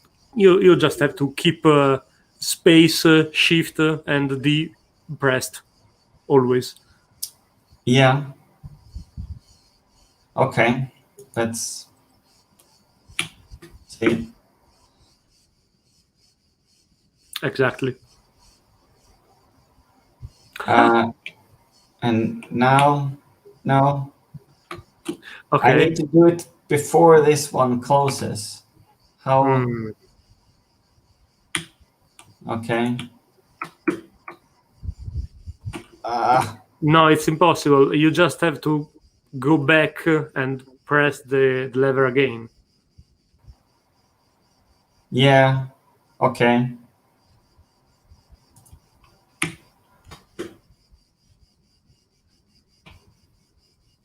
Okay. Oh, shit. Exactly. This is right at the limit of my monkey brain capabilities.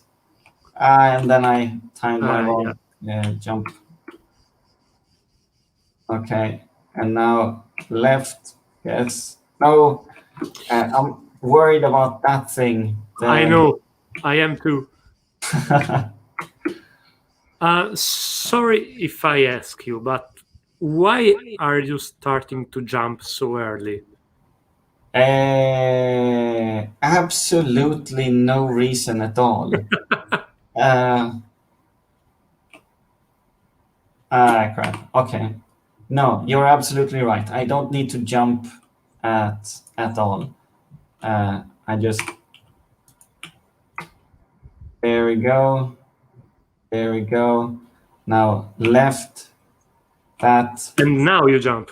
Yes. And here I need to do some kind of mental ninja gymnastics in order to get myself down there.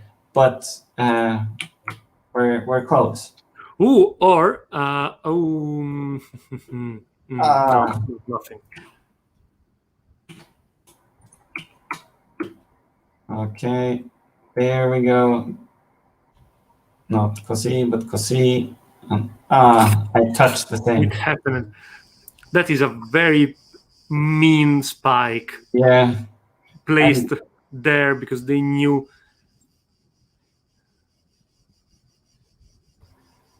Jimmer says that there is no jump required.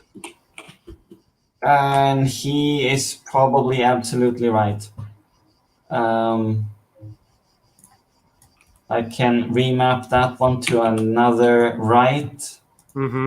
Seems like a good idea. Così. Why? Oh! You were there. I could have had it. Okay, this is beautiful mental gymnastics. It's just on... Oh no, and I did a fine adjustment mid-air because that's how I've been taught over generations how we play platformers. But with the theme of the jam, one-time use, that goes out the window, and we get interesting problem situations like this. Beautiful. Gonna give it one more try. There we go. There we go. There, and oh, level complete. I'm a master. That feels really satisfying. And this is way beyond any of my mental capacity at this time of night without either a lot of wine or a lot of coffee. All right, but that was beautiful. Great mechanics. It has you really pondering and questioning the stuff that we usually take for granted. Yeah, these and the first one are the ones that most encapsulated my hopes to see games that really makes you ponder about what you need to do, and really accentuates the weights of every decision, even the most usually mundane ones, like I need to do right is something that you usually don't even think about, and no, exactly. They do the Death Stranding trick and makes you care about this kind of stuff. Indeed. All right, what do you have up for us next? Our next game is gonna be this one, Astronaut. Astronaut is another one it's a web game. Astronaut, here it is. While exploring a strange gray planet, you find your jetpack fuel is running low, and without it, there is no way to get back. You must blast through space, avoiding meteors while maintaining the little fuel you have left, while trying to get back to your rocket ship. Okay, I'm gonna lower the volume a bit. Okay. The one-time use in this game are the power-ups you can find while traversing through the levels. Once you use them, they are gone. This power-up will help you get back to your rocket ship faster, so look out for them.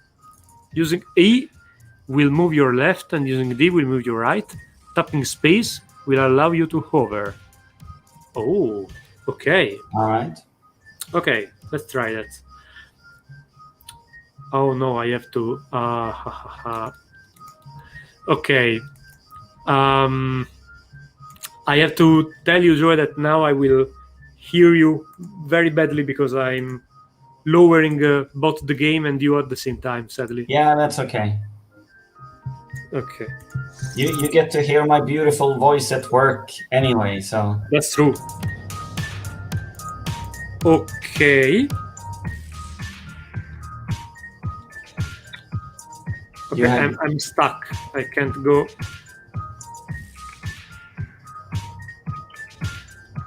Okay. You have to go above the planet? I guess I do. Whoa! Okay, so if I hit one of these, okay, yeah, I die. Yeah, that's a reset. Okay, let me... I'm having trouble make it full screen, and also I don't see where my fuel is, you know? Yes. I guess that I have a fuel because the game asks me to go there faster, but yeah. Okay, let's just play level 1. Again, I'm sorry, but it doesn't seem like I am able to go full screen.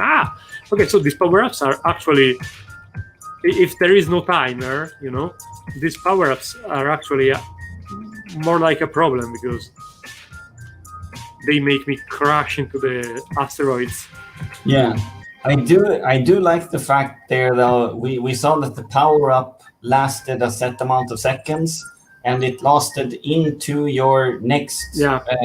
You died, but the power-up was still active. Yeah, exactly. But again, right now I feel a bit worried about having this one because I move up so much that I could bump into an asteroid and have no chance of seeing it before I do, because I move way more than a screen of distance. Indeed. So when picking up upgrade like that, a power up, zooming out the screen would really help, because that would give you a bit more perspective over.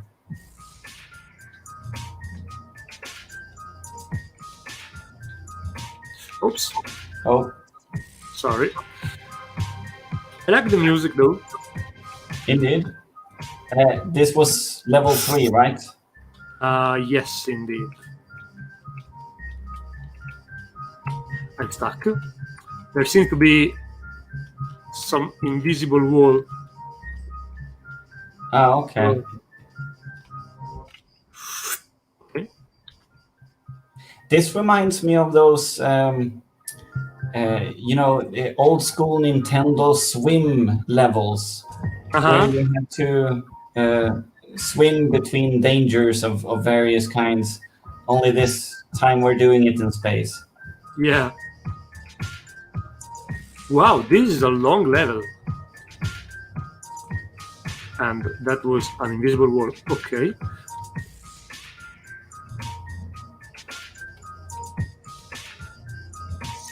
Nice. All right. Okay, one more level and then I'll pass it to you. Okay.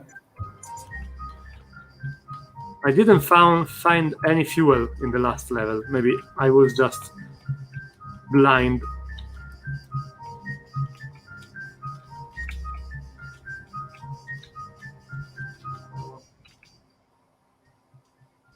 These planets in the background of varying color, they make me think that they are power-ups of various kinds.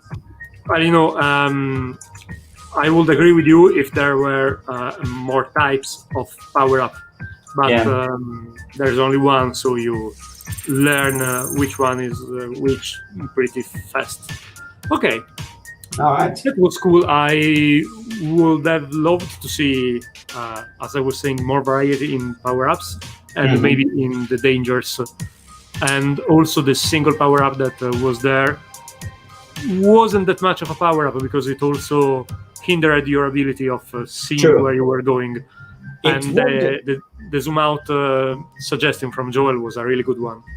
Yeah, and it would have been a power-up had you had a specified time limit before your fuel ran out. Exactly. You need to reach the spaceship before you run out of fuel, so you need to be really efficient and fast, at which point that would actually help you get there faster. But these are kind of layered trade-offs that you can implement over time as you expand the feature set of the game. Yeah, the base is definitely here. All right, so next up I have Dome Dash. Robots on Moonbase 25C have malfunctioned and started storing single-use plutonium cores meant for the reactors inside our biodomes. The plutonium cores inside the biodome will contaminate and kill all of the plant life inside unless you collect them all and store it into the containment bin before the life meter inside reaches 0. Watch out though, the malfunctioning robots will chase and take back any plutonium cores you try to secure unless you put them inside the containment bin first. You have been equipped with a jetpack, grapple hook, and some EMP grenades to help you get the job done. Save as much life in those biodomes as possible. We are counting on you. All right. So this is Unreal game. It's about a gig large, and we do have settings and volume. I like this menu. Unfortunately, music doesn't do anything, so I'll and it, Well, maybe this background menu music isn't considered music by the game, and true. game music is maybe. All right. Anyway, here we go. You are 50 feet from moon surface. Adjust. 60. An opening cinematic.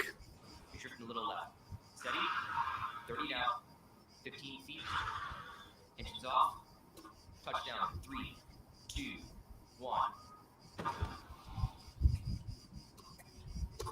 We have contact. Nice landing. Damn.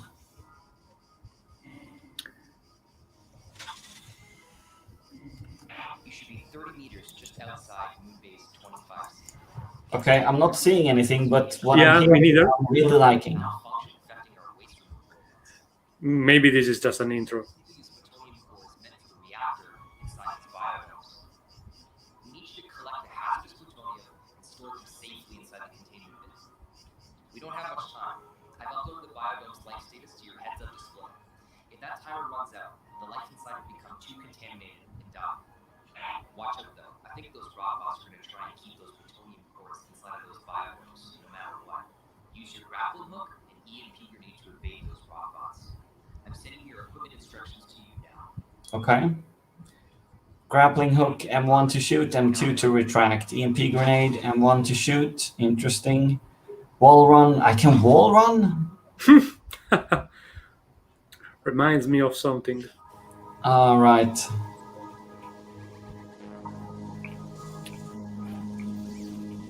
How's the frame rate? Is just my stream, or is the game really laggy? No, my frame rate is fine. So if Okay, it's then- lagging, then Yeah. it's my stream connection. So I apparently have a grappling hook and jetpack.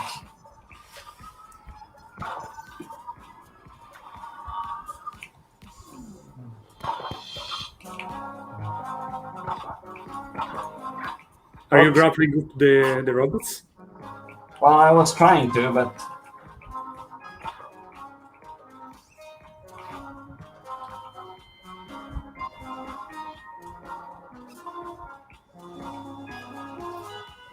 so I need to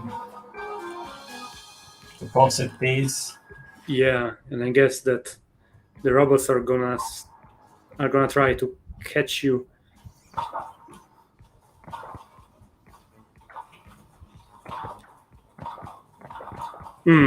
I'm trying to work out how to retract myself with Exactly. Yeah. and where do I deposit? This looks like a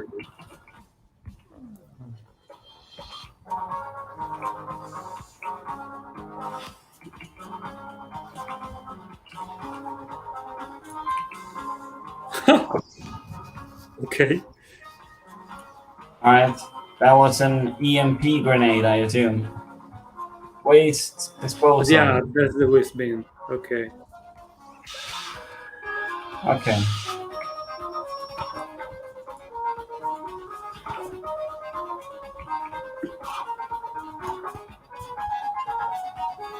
Oh, there we go. So you can't retract, but you can swing with it. Exactly. Okay.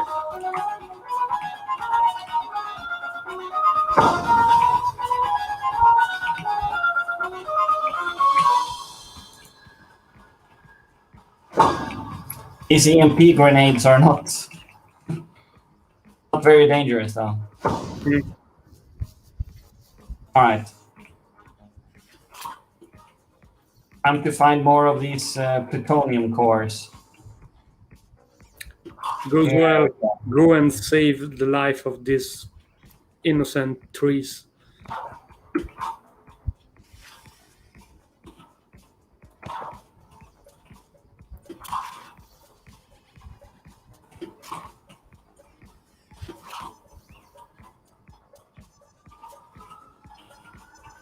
One, two.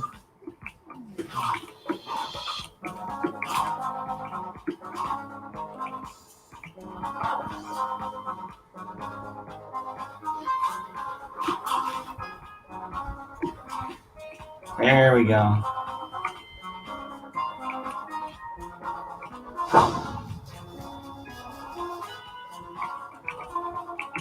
Oops. Oh no! Cool. He robbed me. What a bully.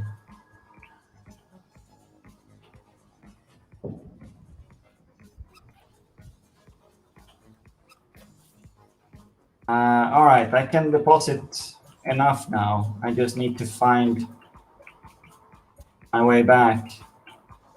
There we are. You know, it used to be deposited 10 out of 20, and now it's 10 out of 14, and I'm... Ah, Oh. it's the remaining ones. Okay, okay. Okay. And I thought that I was just about to save the world. Hmm.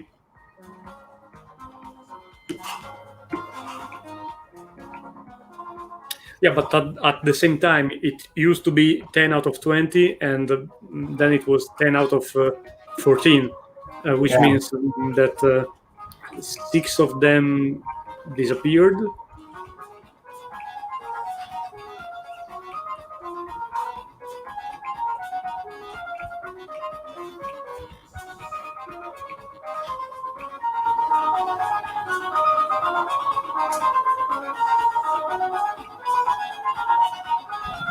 Um, 18.5.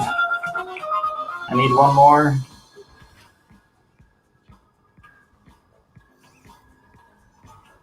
Where's the guy that robbed me? I want my zirconium back. Is it here? I guess that you can't. Take a look at the remaining plutonium. You have just 3 remaining ones.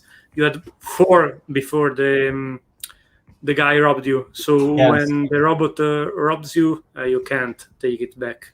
You're Apparently. absolutely right.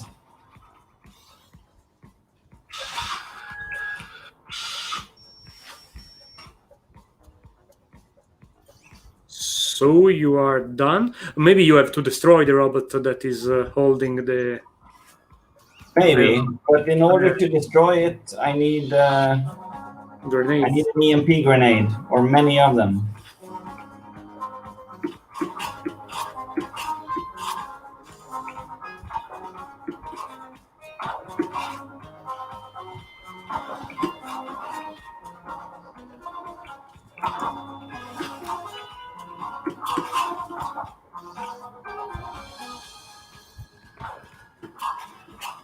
This thing is really difficult.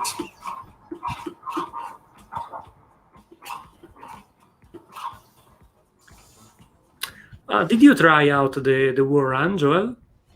And which one? The wall run. The wall run mechanic. Did you... Not really. Can I do that on a specific surface? Maybe that is... sure.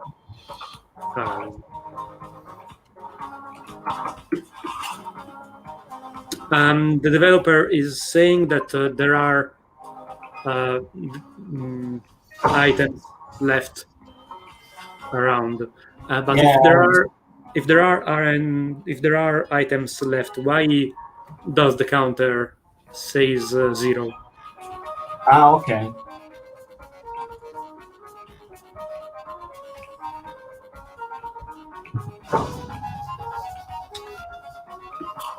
This is an EMP grenade, but by the usage of it, it remembers me quite a lot of a Pokeball. You know, you throw it at the robot and it absorbs the creature. Yeah. All right. Stairs.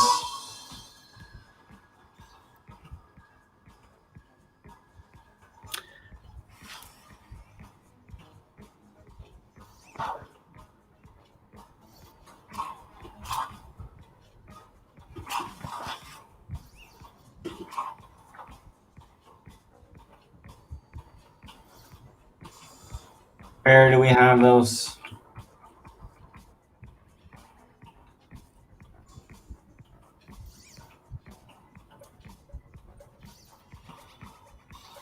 very nice detail with the foliage, kind of Mhm. mixing with everything high tech. But I'm afraid that I can't spot these final plutonium cores. The developer is saying that this is the old version of the game and it's a little buggy. Ah, okay. Ah, here we are. All right, I got one.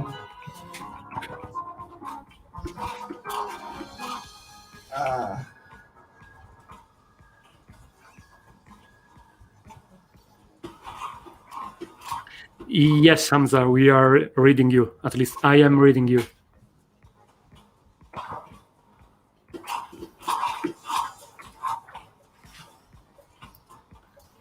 All right. Oh, there really is a big delay between the. Great work, Joel. All right. Evil bots 29. Oh shit. 57% contamination. 57%. I thought that I did really good in Visha. Not quite. It happens. All right. I'm afraid the bots will win. Our robotic overlords. They are simply too strong. They will destroy all the trees. All right. So that was Dome Dash. You had one-time use with EMPs. You had a grappling hook that I could repeatedly use, of course. That in concert with a rocket pack, jetpack, was interesting. I just wish that once I was attached, that my jetpack would give me sufficient momentum that my grappling hook would swing me, more intentionally, more in the direction that I was trying to go. But that might just as well have been me not quite being used to the grappling hook physics there. Anyway, solid stuff. I really enjoy the general ambience of something futuristic, biodome-esque going wrong. That's always enticing. Yeah. All right. Okay. My turn. Next up, we have Wicked Crawl, which by this little image that I'm seeing here, I think I'm gonna love it. Okay, let's see. The theme was one-time use, so my idea was a grid-based game where every tile could only be used once. Cool. Let's have a look. Start. Oh, okay. So I don't have. Okay, use WASD or arrow keys to move. Okay, these porcupines are most likely my enemies. Touching enemies costs life. Hedgehogs deal double damage. Okay, but can I avoid them? I don't think so. So probably I had to take damage just as a tutorial. Barrel roll until they hit something. Ooh, okay. Nice. Tiles not connected to a border will fall down. Tiles not connected to a border will fall down. Oh, so I can kill the poor hedgehog, I guess. Yes. Yeah, indeed. all right. Clever. Hello, little fella. What did he do? I don't know. Okay. I don't know what the a mushroom did. And also I collected a heart, but my heart meter stayed at 1. Yeah, indeed. You can collect bombs and use them with Q. Use them. Yes. Okay. Well done, thank you. Cool. Okay. Quite a lot of interesting items and mechanics. Yeah, I'm curious to see all of these now chained together, to see what kind of complexity all of them I have together will result in. Okay, what? These are enemies. These are enemies. These are killing me. They didn't look like enemies. They look like something I had to take. I don't know why, but they look It's like Super Mario Bros. That exactly. That's has why. That's why. I've been contaminated our understanding of poisonous mushrooms, and that's also why you had 1 health in the previous level. Yeah. You had 2 at a certain point, then you interacted with mushroom dude.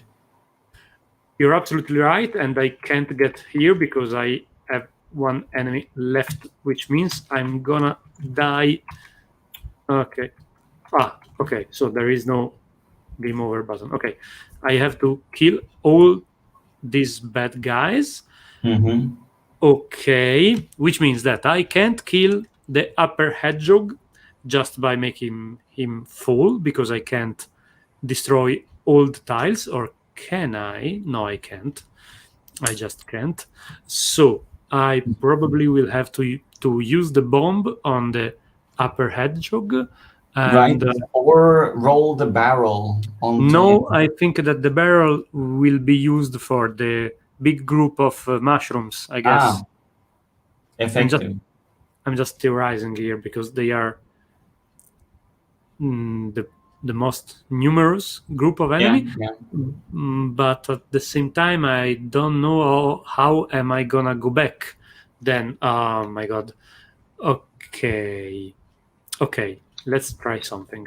Let's try to go here, take this, then this, then this. No, I was wrong. I was already wrong. God damn it. Let's restart. Is this the second level? Yeah, Wow. Okay. yeah, exactly. Not pissing about. Here we go into Dark Souls immediately. Exactly. Okay, but I can't even. Okay. So we have a proof that we can actually kill that 1 guy just by destroying all the tiles around him, and we are definitely gonna do that. Then this just does absolutely nothing. Okay. I mean, I can't do anything. Okay, why isn't this falling? This is flying. Why isn't it? Well, yeah, but you see that crate, the burnt crate. That is the thing that is. But it, you see, it sometimes falls. Right. I see. This is this tile. This 1 tile is a border tile, and you have to disconnect every border tile in order to make this whole structure fall. Okay. Let me try something. I will use 1 life. No, this didn't work at all. Okay, then I will do this. I will destroy these guys. No, I'm still doing the wrong thing. Okay, let me restart. I don't know why I'm guessing that I have to take this path. Okay, I already lost again.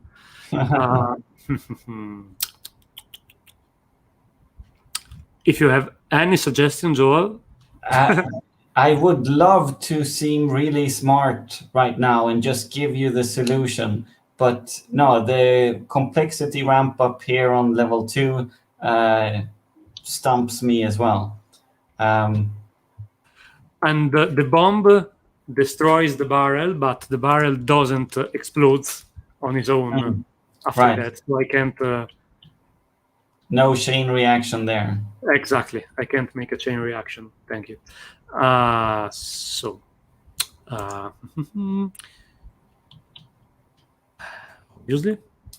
So there is absolutely no way of making this little fella here fall down because I can't destroy these 2 tiles.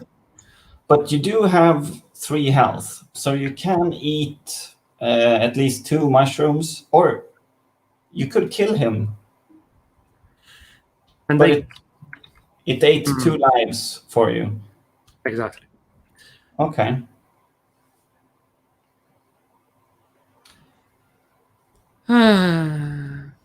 So I'm guessing that this one here needs to be used in order to kill this one, but it could also be used to kill something here. No, I don't think so, because it destroys these 4 tiles. Yeah. In a cross, in a cross, basically, and here nothing falls under these tiles, so this will be useless if I make it go. Yeah, if you touch it or roll it. So this guy and this guy can't be killed by this one. These can't either, just because obviously this doesn't go diagonally.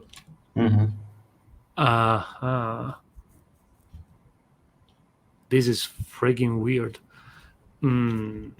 Yeah, I mean, the hedgehog down to the right, I think you can make fall if you strategically step on plates.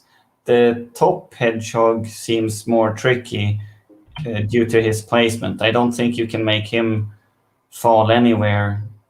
So you're going to have to either bite the bullet and oh, okay, you can destroy... Yeah, you can. I didn't know you could. Ah, there we go. Okay. Yeah, but what now? Yeah, eat that mushroom.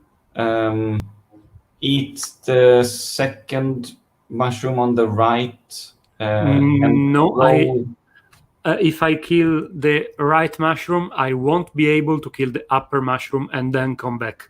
I need to kill the upper one, probably. I'm quite sure. Let me try. Let me kill this one. Then I go here. I use the barrel to smash the... Oh, no. But can you make these 3 fall now by stepping on plates? Probably I can. I'm just not sure that I'm gonna be able to go back up. Let me try. Whoopla! Yeah. Oh, genius. That was awesome. That was genuinely very difficult and rewarding. I mean, probably I'm just stupid, but at the same time, it was well tailored for our shared intelligence, Yes. Probably, even on the tough side. But no, definitely. With the interactions of these mechanics, you get some really satisfying puzzling happening. Indeed. Okay. So let me restart a little bit. I can do that and then that.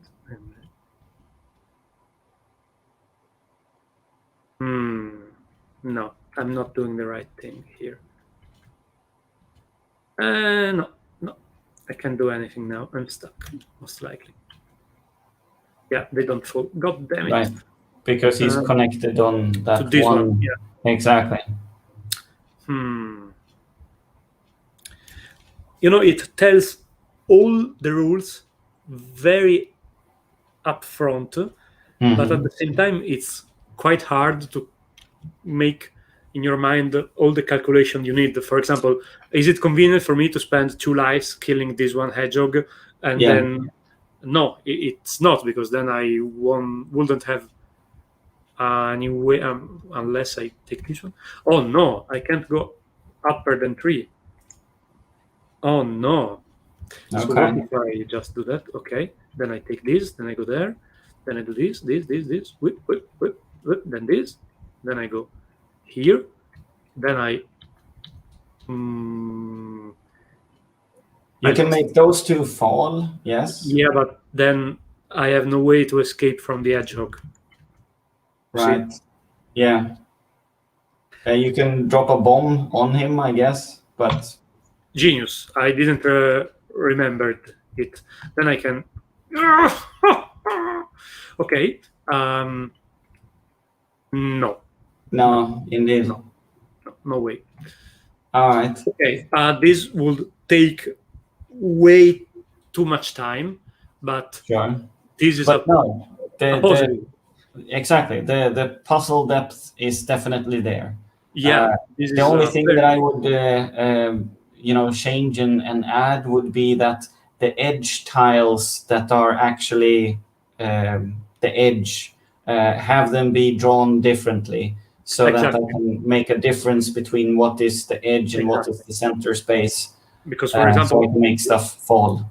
it might be a little bit hard for me to remember if this one specific tile is a border one or not. Exactly.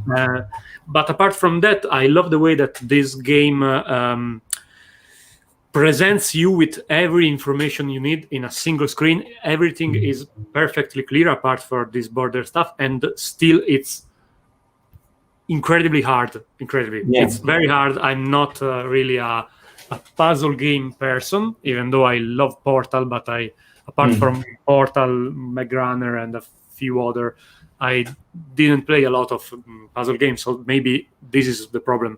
But for me, for a a quite illiterate person in this genre, I find this very compelling. Yeah. Hard, but extremely fair, because again, it tells you every rule and it shows you the entirety of the puzzle up front. You could Yes. 15 minutes here deciding every move and then acting on it. And Yeah, it will exactly. That the fact that you have perfect information really lends itself to satisfying puzzle experiences. But also, I think with the complexity here, you could probably have any given level have multiple solutions. That if you structure it in a certain way, there would be more than one way to solve any given situation. So if you would just ease a player in with 2 or 3 levels that have many simple solutions, and they could kind of find their way into the logic of having these mechanics work together, then you're golden. I agree. If there's one criticism, is that the difficulty steep is maybe a bit too high. Maybe an intermediate level with a difficulty that goes, in the middle between level 1 and level 2 would be precisely fine. All right. So Okay. We're gonna need to speed it up in order to get through. We have 30 minutes left before we call it a night. I'm sitting here with Vade Retro, which is the only one left to defend the monastery from the terrible creature spawning in the abyss, is an elderly priest. This one-use only hero still has his strength, but a single hit from his enemies will be the death of him. I remember when I was doing research into the occult and various Christian, what are they called when you exorcise demons. I was doing it for a project, and Vade Retro was one of these phrases that really stuck with me. I thought it was really cool. And then I moved to Italy, and people kind of use it casually in conversations, which unfortunately took away the coolness of it. But we still feel the coolness of it, even though we use it. We use it a lot because we recognize the coolness of it. Otherwise, we wouldn't care.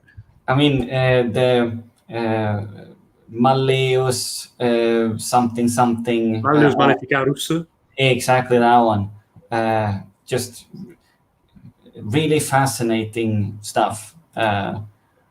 I could easily spend my days dreaming about exorcising demons.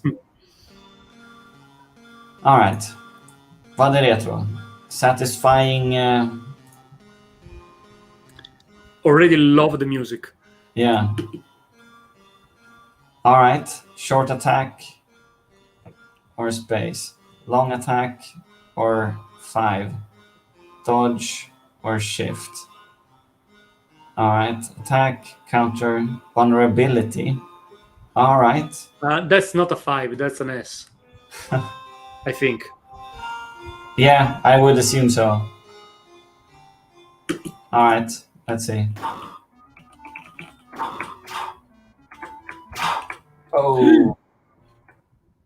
Okay. Wow. I'm gonna need a bit more credit. Yeah, this priest wasn't very long for the world. Long attack, short attack, dodge. All right.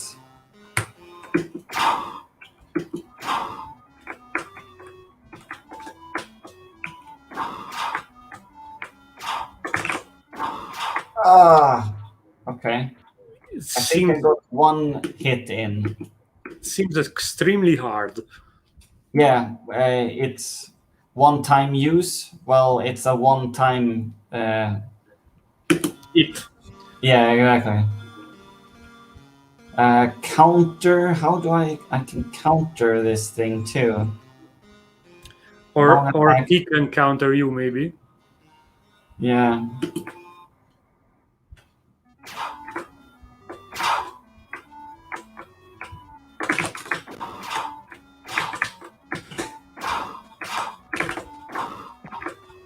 Whoa. Okay.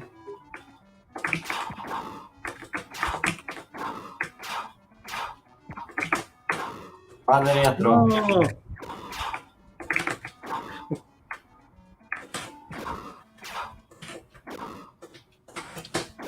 Oh. Oops.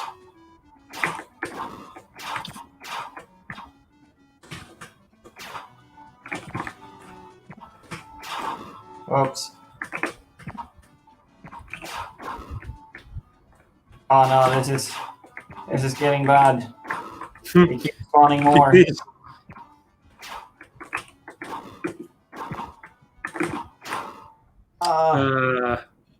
It was only a matter of time. Yeah, it seemed like it. I could really use some Latin verses right now. This priest, he's more of a ninja than an exorcist. Yeah. All right, I can dodge, short attack. Yeah.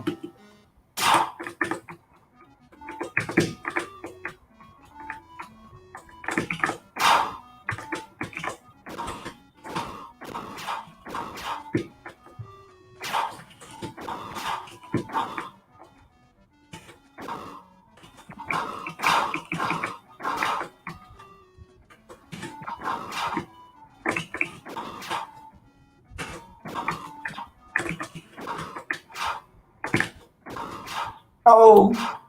You got some pretty good hit this time. Yeah. In the middle of my roll. All right, let's see. Oh.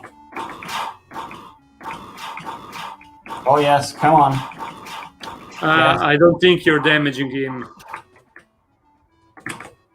I think you need to hit the red spots when they appear. Otherwise, I don't think you're gonna damage it.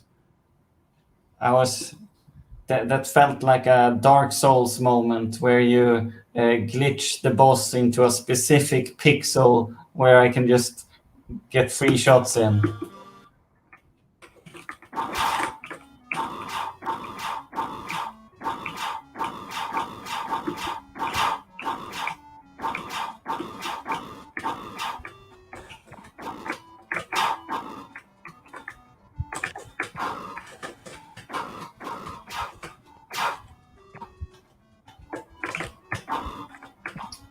Oh man, the windows are so tight.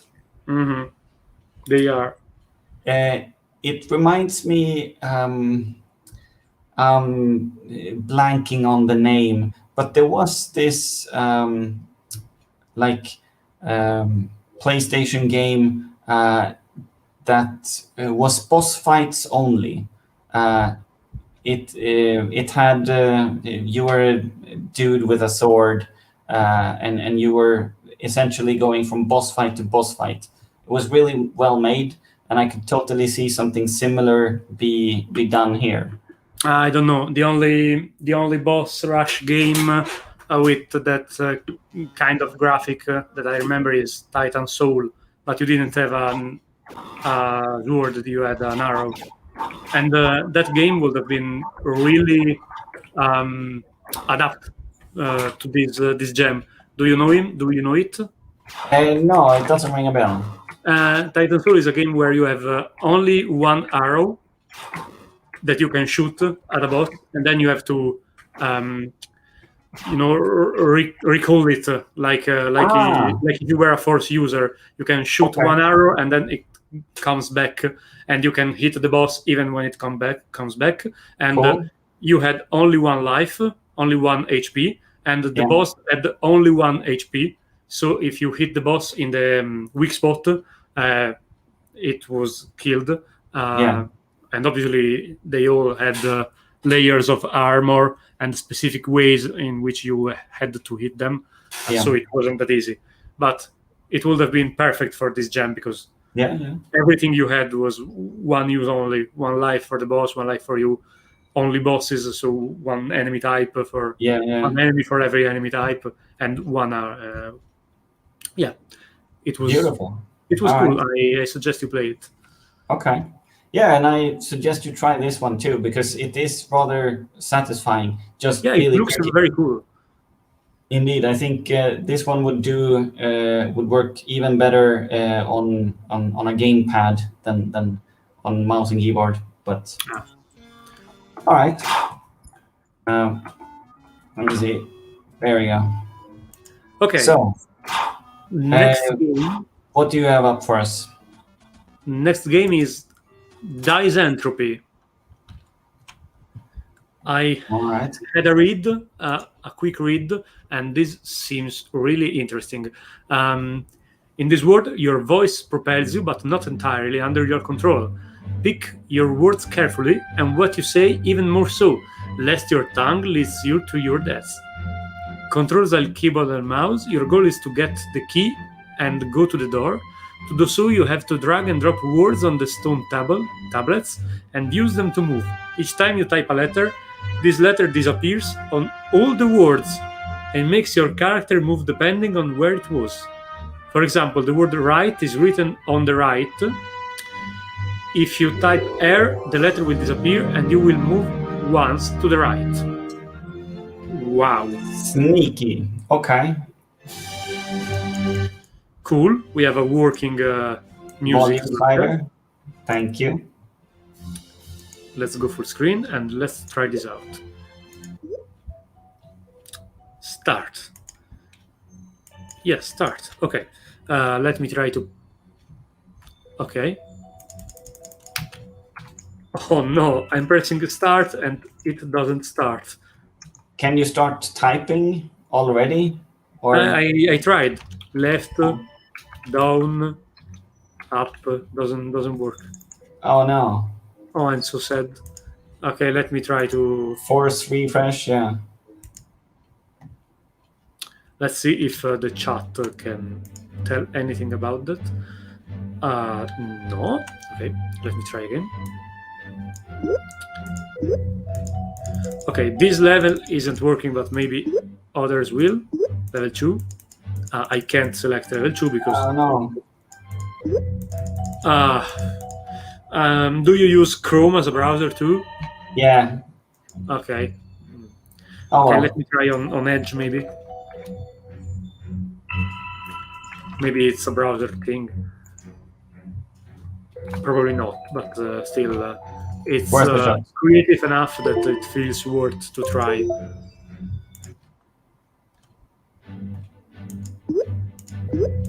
No, still not working. Ah, crap. Okay, I will try to download the game and see if on the computer it works. And in the meantime, I'm one of the creators of the game. Put the words on the stones. Put the words on the stones. Yes. Okay, sorry. So what's the start? I see. Okay. All right. Okay. So now you have access to up, left. Ooh. Oh, Okay, I already made a mistake. Why have you got to put this? Because I see. You could also, invert this. Maybe yeah, up is made by two two letters. letters, which means that you can go up only 2 times. And maybe if you move this one to the down rock, up actually would mean down. Maybe Mm-hmm. that would be really clever.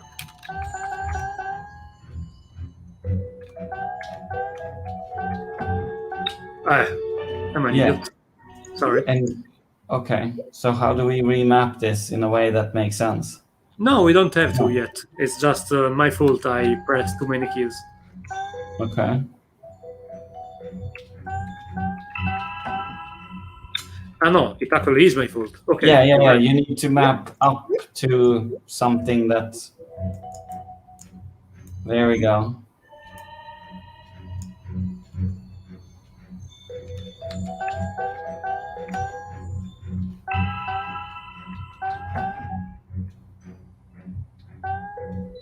All right. I perfectly understand the stuff you were saying about the lizard brain. I was terrified of pressing W to go up, writing down. Okay. Okay, great. Let's check. Number 2. Ooh. Tall grasses. Okay. Tall grasses. Yeah, it would be very nice to be able to see the level when you have to put the writings on the stone, because right now I have no clue. Ooh. Great point. What is this? Oh. I can't go right. So what?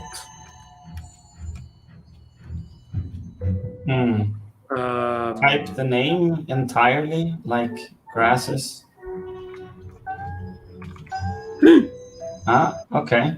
Okay, so if you press, maybe it's ooh. Okay, I didn't fully understand what I was doing. To be fair, I'm not. I thought it was about pressing right 2 times in a row. Yeah. But when I pressed left 2 times in a row, I actually teleported up. So I'm not sure what I did there. Okay, again, let's select them randomly. Okay.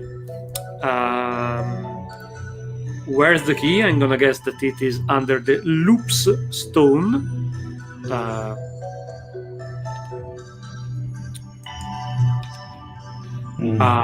I'm trying to write loops, but it's not working. Okay. What the hell?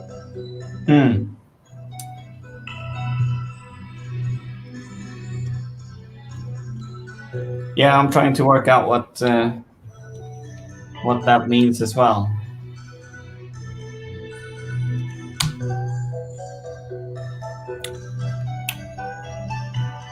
Okay.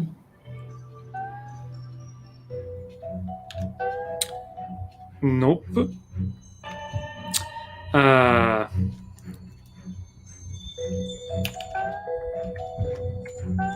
So they are there, but then they disappear.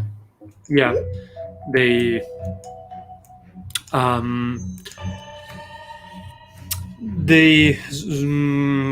swap on and off at every step. So I can go up, then I can go right. No, didn't work this time. Why didn't it work? It worked before. Oh god. Okay, then I can go down. Down didn't work either. I think this is bugged, actually.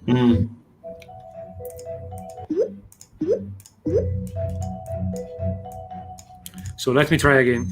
We can go right. No, we cannot, actually. I'm trying to go right, but there seems to be an invisible wall of something like that.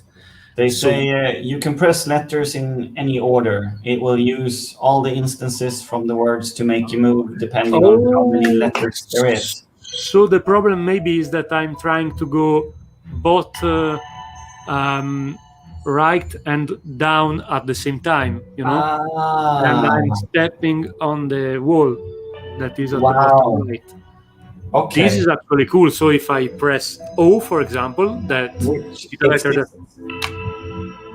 it doesn't work either. Why doesn't it? no. Okay, Okay. let's try with a P. P works. Why? Why didn't? Okay. That's kind of weird. Yeah. The letter O only was in the loop. Correct. So But you deduced correctly. If a letter is both on the right and left, it will be cancelled. So if you have multiple instances of the same letter, that will cancel out. okay. And what if they are like the L? The L is both right and down, not right and left. Do they cancel each other out, or I do they sum would up? assume so. It would be cool if they actually moved me down on the left. Yeah, diagonally. It will be a clever move. There's definitely a game here to be explored. Yeah. There was a game on the Nintendo Switch. I think it was called Letters or something, which also did like word. It play. does. Did you see? Did you see that? Ah, I'm sorry if I interrupted was you. But that a diagonal move? yeah, it Alright. moved me diagonally. Sweet. Because if you take this concept and just run with it, you'll get into some really crazy, interesting territory. Very much. What were you saying about the Nintendo game? No, exactly. It was also a game built around wordplay and letters and how to combine certain words for mechanical purposes. So there's definitely an area there to be explored. Yeah, the concept is very cool. At the same time, I think I will be stuck here for a while. Yeah, for sure. I guess we're gonna have to move to the next one. Yeah, and this will be the final one, the last one that we have time for today. Oh, okay.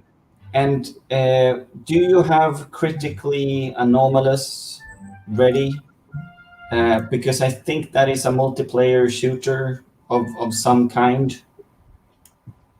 Let me look. How was it called? Critically anomalous. Or is it critical strike? Yeah, in the Excel it's called Critical Strike, and in the game page or in the file that you download, it's called Critically Anomalous. Okay, but yeah, I have it. Sweet. Then let's try this out. Exactly. Let's do some fragging before we end the night. I assume there will be some shooting involved. We'll see. A fast-paced multiplayer shooter. Okay. Was not found. Yeah, I guess that we have to also unzip the Unity project file. No, okay. Dun, dun, dun. Unity crash handler. Code execution cannot proceed because Uniplayer data was not found. We probably didn't download the Unity project file. We just download the Critically Anomalous latest version. At least for me, is that is the problem. That is entirely correct. But at the same time, it isn't in the download and install instructions. They just say to download the latest version, which is this one. Okay. But we will try. We have a couple of minutes in order to download the Unity project file, right? I don't know how long it will take me to get all 500 megs, but let's see what we can do. It's 5 minutes for me. 4. All right. Yeah, 4 minutes, 3 minutes. Yeah, we're good.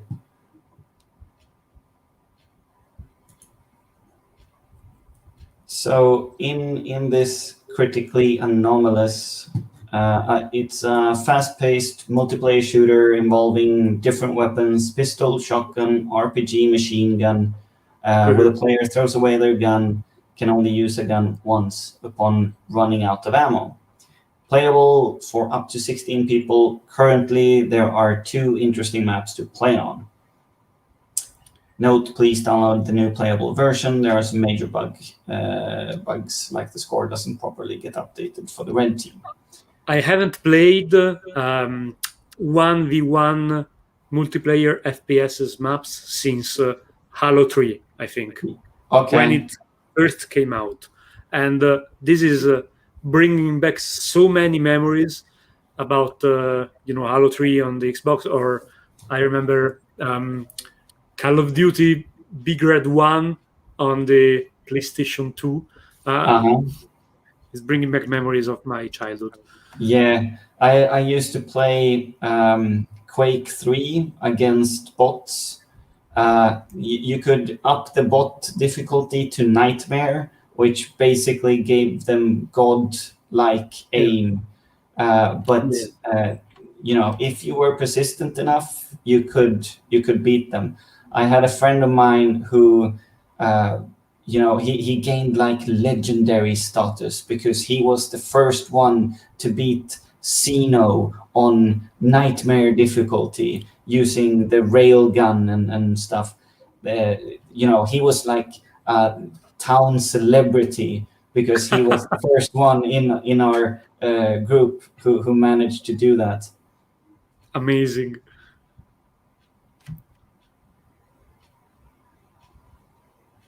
I'm almost there, I think. Yeah. I have about 3 minutes and some change for the download, and then we'll see about the install. Team deathmatch, red kills, blue kills. We'll see. Whoever wins gets the other one coffee tomorrow morning. I don't drink coffee, but you can bring me some sweets, Some sweets. All right.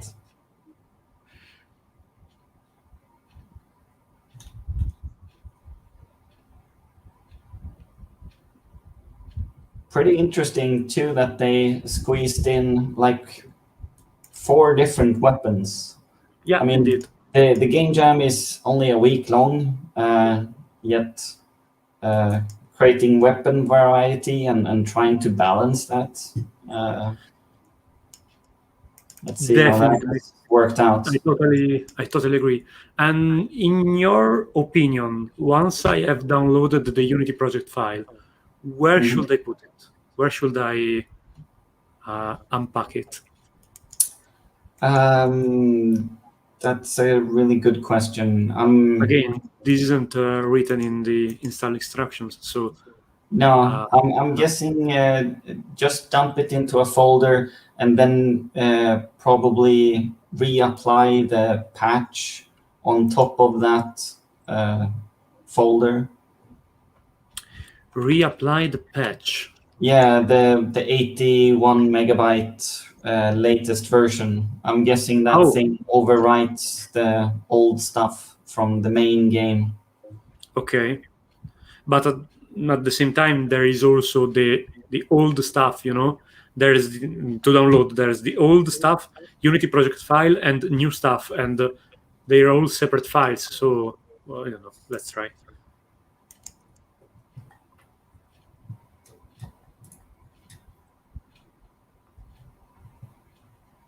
All right.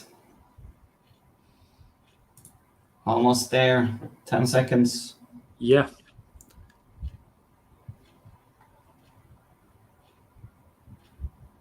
So we're cutting into midnight now here in Rome time, but we'll squeeze this thing in right before we call it a night and see how it goes. Okay, no, you actually have to unpack the Unity project file inside of the folder of Critically Anomalous. There's a subfolder called Game Jam Live Game Jam Data, and you have to merge the two folders. All right. You'll see once you do it.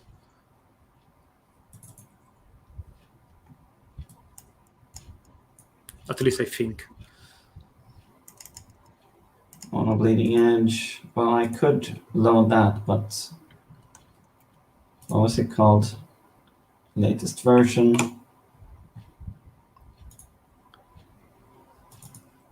That thing. Oh.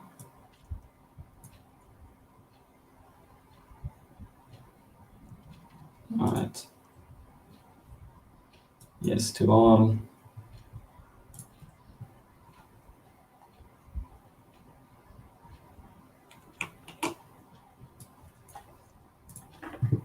Dum, dum, dum. Almost there. Okay, let's try this out. Okay, no, my idea was wrong. I'm sorry. Yeah, me neither. Okay, let's try to do the opposite things. Let's put everything inside of GLJ Game Jam. Maybe this will work. Who knows? This doesn't. Unity player. Oh, that would have been such a explosive end to the night. Indeed. Why put no actual instruction? We gave it a shot, but with that we will call it a night and surrender ourselves to the bed. I'm so mad. What a shame. No, the latest version. Unzip, open the application. Still fighting. No, this doesn't work. Yeah, I'm still trying, but it's not meant to be. But yeah, you guys have done a 3-hour shift, played a ton of what an amazing bunch of games. Some pretty head scratching games in there. You did well to figure them out. Yeah, but those are the best. Definitely. There's nothing like feeling inadequate and dumb in front of a stream that will forever be on the internet. But then once you actually get a little bit further down the rabbit hole and you succeed, that's satisfying. You redeem yourself. Almost redeem yourself. Brilliant. Well, look, I see a ton of thanks to you in the comments from everyone. Everyone's been really grateful. You've played their games and everyone else's games. So thank you so much for taking the time out and for staying up till now gone midnight to play all the games. That's been really appreciated. Thank you both very much. Our pleasure. Thank you. And it was a pleasure. Great submissions. This was a blast. Great theme. Great work.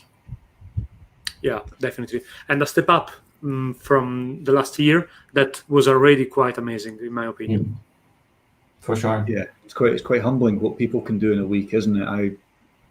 I wouldn't be capable of 1% of what half of these games have done. You know, it's incredible. No, really interesting. Great. We will let you go. We will be back with another playthrough live stream. We'll email out the details. We don't know exactly the timing of it yet, but we'll be back with the details of that. And of course, we've got the awards live stream on Sunday. We do know when that will be. That will be this Sunday, the 1st of August at 7 p.m. UK time. So whatever you do, make sure you tune into that. But again, we'll email out with more details. So again, thanks very much for watching tonight, and we'll hope to see you on another stream. Cheers, everyone. Thanks Have for a good night, everyone.